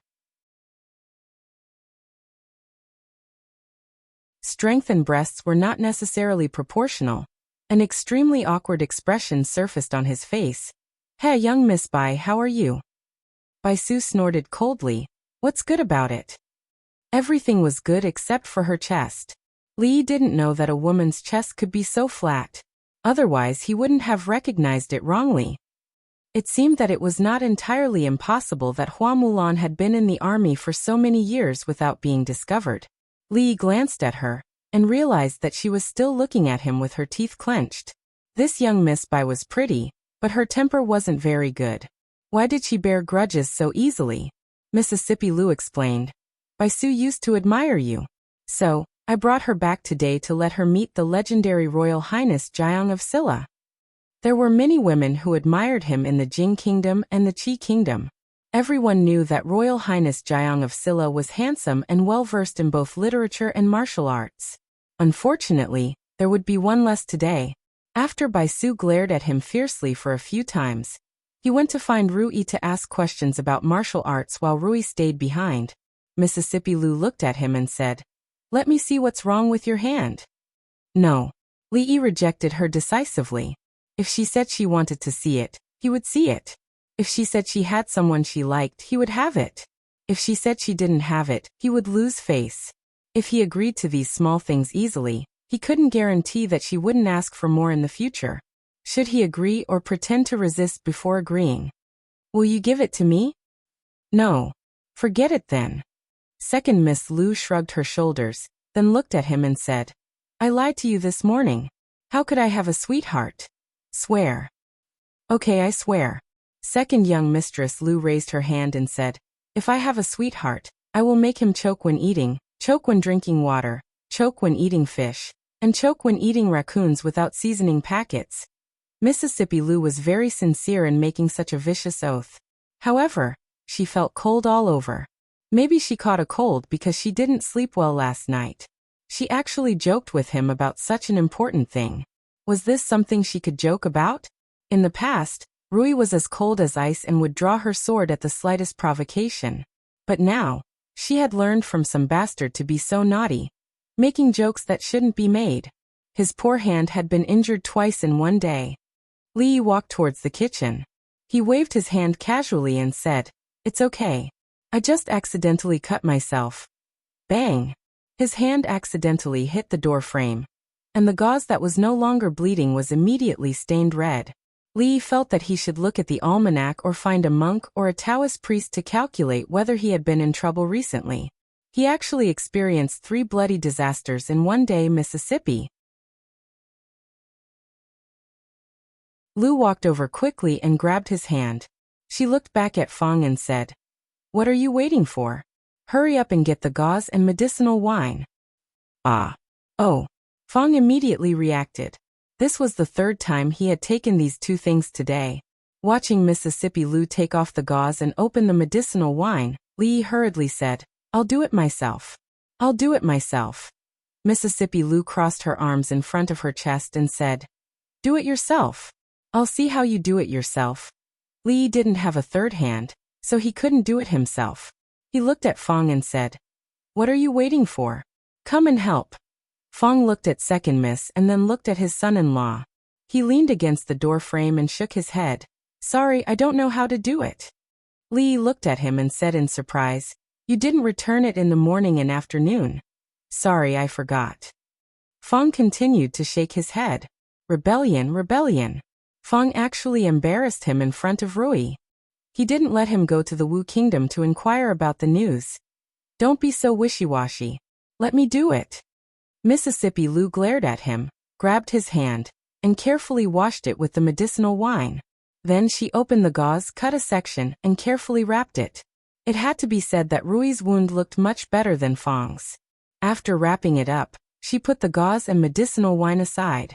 As if remembering something, she looked at Li Yi and asked, Do you think a woman can really like another woman? Lesbians are infinitely good, but they can't give birth. What? Li Yi looked at the butterfly knot on his hand and felt awkward no matter how he looked at it. He said casually, There's no law that says a woman can't like another woman, like a man or a woman, or even like a person or not. It's the freedom of others. As he spoke, a shocked expression appeared on his face. He looked at Mississippi Lu and said with difficulty, You can't be saying. Mississippi Lu looked at him and nodded solemnly, You guessed right. Li stood rooted to the ground in a daze. He was able to guard against Ming Zhu. He was able to guard against the gigolo, but he was unable to guard against another woman. No. He looked angry. He grabbed Mississippi Lu's wrist and slapped her butt twice. He said, No, I don't agree. Your sister won't agree either. Just give up. You've grown up, haven't you? What do you mean you don't like women? Don't you like women too? Fong stood at the door and looked at the scene in the kitchen. The green bristle grass in his mouth had already fallen to the ground. The sun was not scorching today, but he felt like he was blind. The son-in-law actually dared to do that to the second miss. He looked at the knife in the kitchen and was ready to grab it at any time. He was worried that the second miss would chop off the son-in-law's hand. I'm just kidding. Don't be so serious, Mississippi. Lu shook off his hand and looked at the vegetables that had not been cut yet. She said, Your hand is injured. Leave it to me.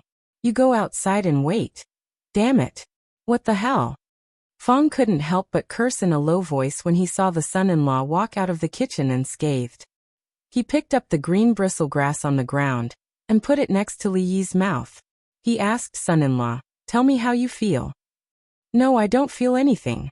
Li Yi's voice was a little shaky. Old Fong looked at his hands. Li Yi raised one of his palms, which were also trembling nonstop. He looked back at Mississippi Lu, who was wearing an apron and busy in the kitchen. He murmured, What the hell?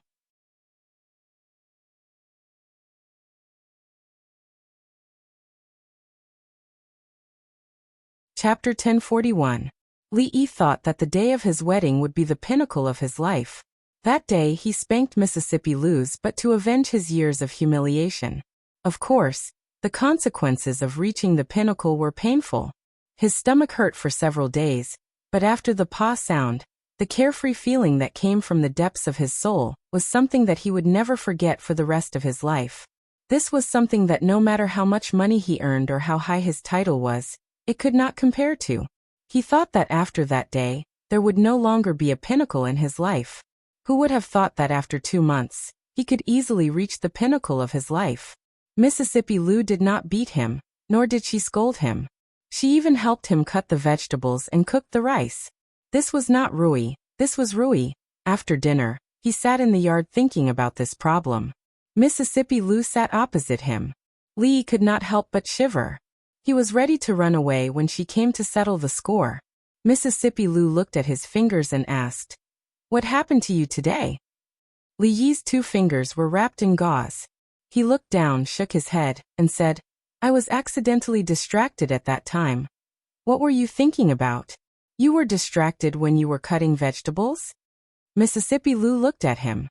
Li Yi always felt that her eyes were very aggressive, as if she could see through his mind.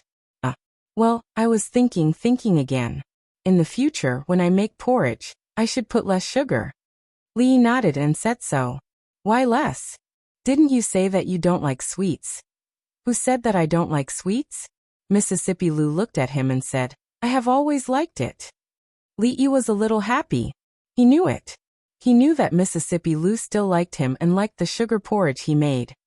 Well, there is one more thing. Li Yi thought for a moment, then looked at her and said, It's too hot these days. We're going to move to the mountains for a while. Do you want to come? It was already July. From a few days ago, the weather began to be unbearably hot. Of course, with the ice house and the ice mirror, it didn't matter whether the weather was hot or not. However, Li Yi and Rui were worried that the coolness created by the ice would affect Zuemo's body. It just so happened that Wang Wei wrote a letter saying that it was very cool in the mountains these days. Li Yi and Rui discussed it and planned to go there to avoid the heat, and come out when the weather was cooler. Go, why not? There are still some disobedient people there. It's time to subdue them. He and Zuemo would go there, and naturally, Ruoqing would not be missing. Xiao Huan, Xiao Chui and Xiao Zhu would definitely follow, and Li Duan, Yongning, and Mississippi Lu would not be left behind. So this time they should be going into the mountains to be bandits. Because Zuemo was pregnant, he was busy all day and had no time to arrange things there. This time, he could go there and deal with the rest. Looking at the back of Mississippi Lu walking back to her room, Li Yi was deep in thought. Rui changed all of a sudden. She really became gentle like never before. At this moment, he actually found it a little difficult to adapt. Inexplicably, he would feel an itch on his, but sure enough, he was infected by Fong. Inside the room, Mississippi Lu closed the door, walked to the bed, and took out the book under her pillow. Looking at the book in her hand, a rare look of respect and admiration appeared on her face. This trace of respect and admiration was naturally for the owner of this book. The fringe. It was more appropriate to call the fringe a new world. The new world was naturally relative to the 3 kingdoms of Qi, Jing, and Wu. A new trade route had been opened up here. Not only was it easy to travel, it was more importantly safe. In the past, the fringe had many forces and bandits. Although there were still many bandits now, they were unified by a powerful force. At least on this trade route, it was absolutely safe. Commander Wang Wei, who had already fulfilled his childhood dream, and had even surpassed his initial thought of making a name for himself and showing that tigress, stood on the top of the mountain. The mountain wind made his clothes flutter in the wind. He rubbed his bald head out of habit, and couldn't help but feel a sense of lofty sentiments. A figure came along the mountain path and said in a low voice, Commander, His Highness is here. Where are we now? We've reached the stockade. Bastard. Why didn't you say so earlier? The commander's temperament that Wang Wei had painstakingly put on disappeared in an instant. He ran down the mountain. The reason why Li Yi chose to stay here for the summer was that after several years of construction, apart from the inconvenient transportation, this place was even more prosperous than Yong County Town. Of course, for strategic reasons, to avoid the possibility of being surrounded by the army in the future, the road up the mountain could not be very convenient. Almost every mountain was easy to defend and difficult to attack, and there were also sufficient retreat routes. In terms of these, no one knew better than these bandits. The mountain was indeed much cooler than the prefecture city. The air was fresh and the scenery was beautiful.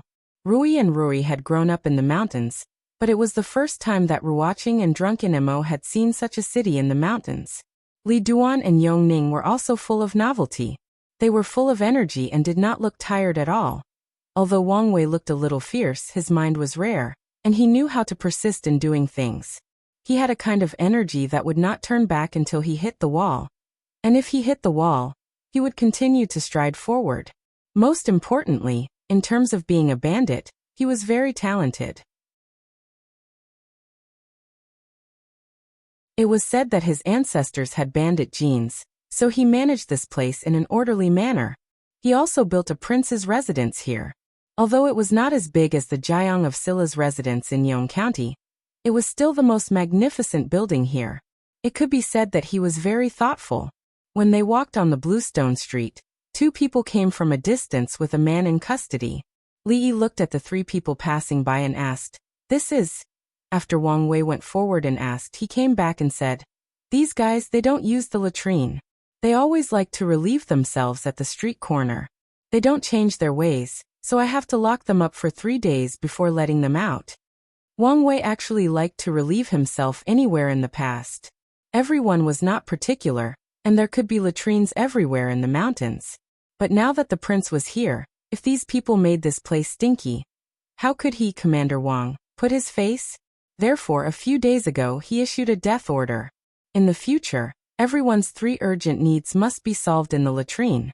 Those who disobeyed the order would be locked up and served. Li Yi could understand his approach.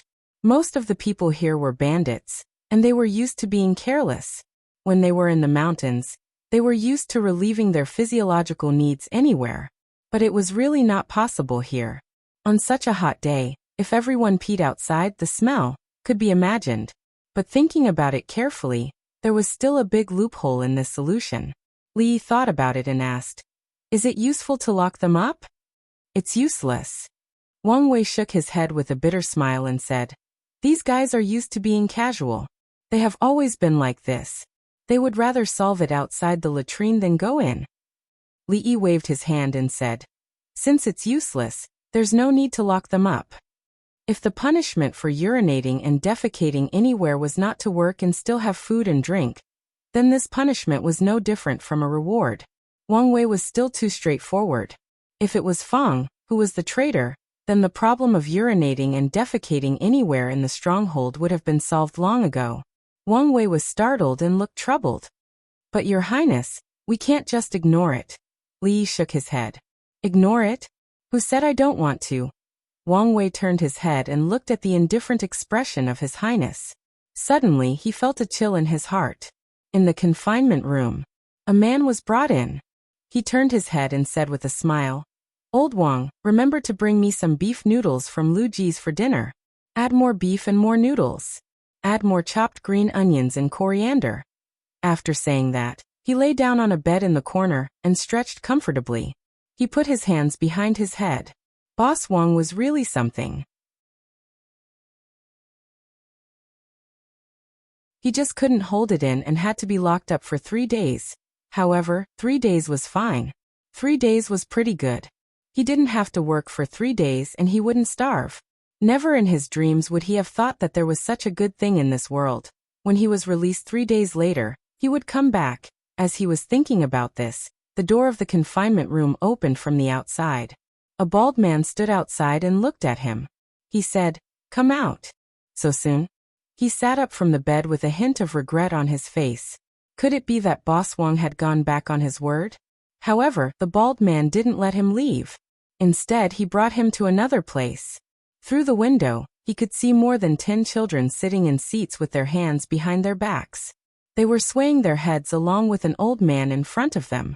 He was a little confused. This was a school. He always felt that building a school in the stronghold was unnecessary. Only those with families would send their children here. Anyway, they didn't need to pay, so he just treated it as looking after the children. Why did this little bald man bring him here? To see which brat didn't study hard and beat him up. You're tuning in to the Echoes of the Heart YouTube channel. Don't forget to subscribe and join us on this journey to catch the most captivating stories.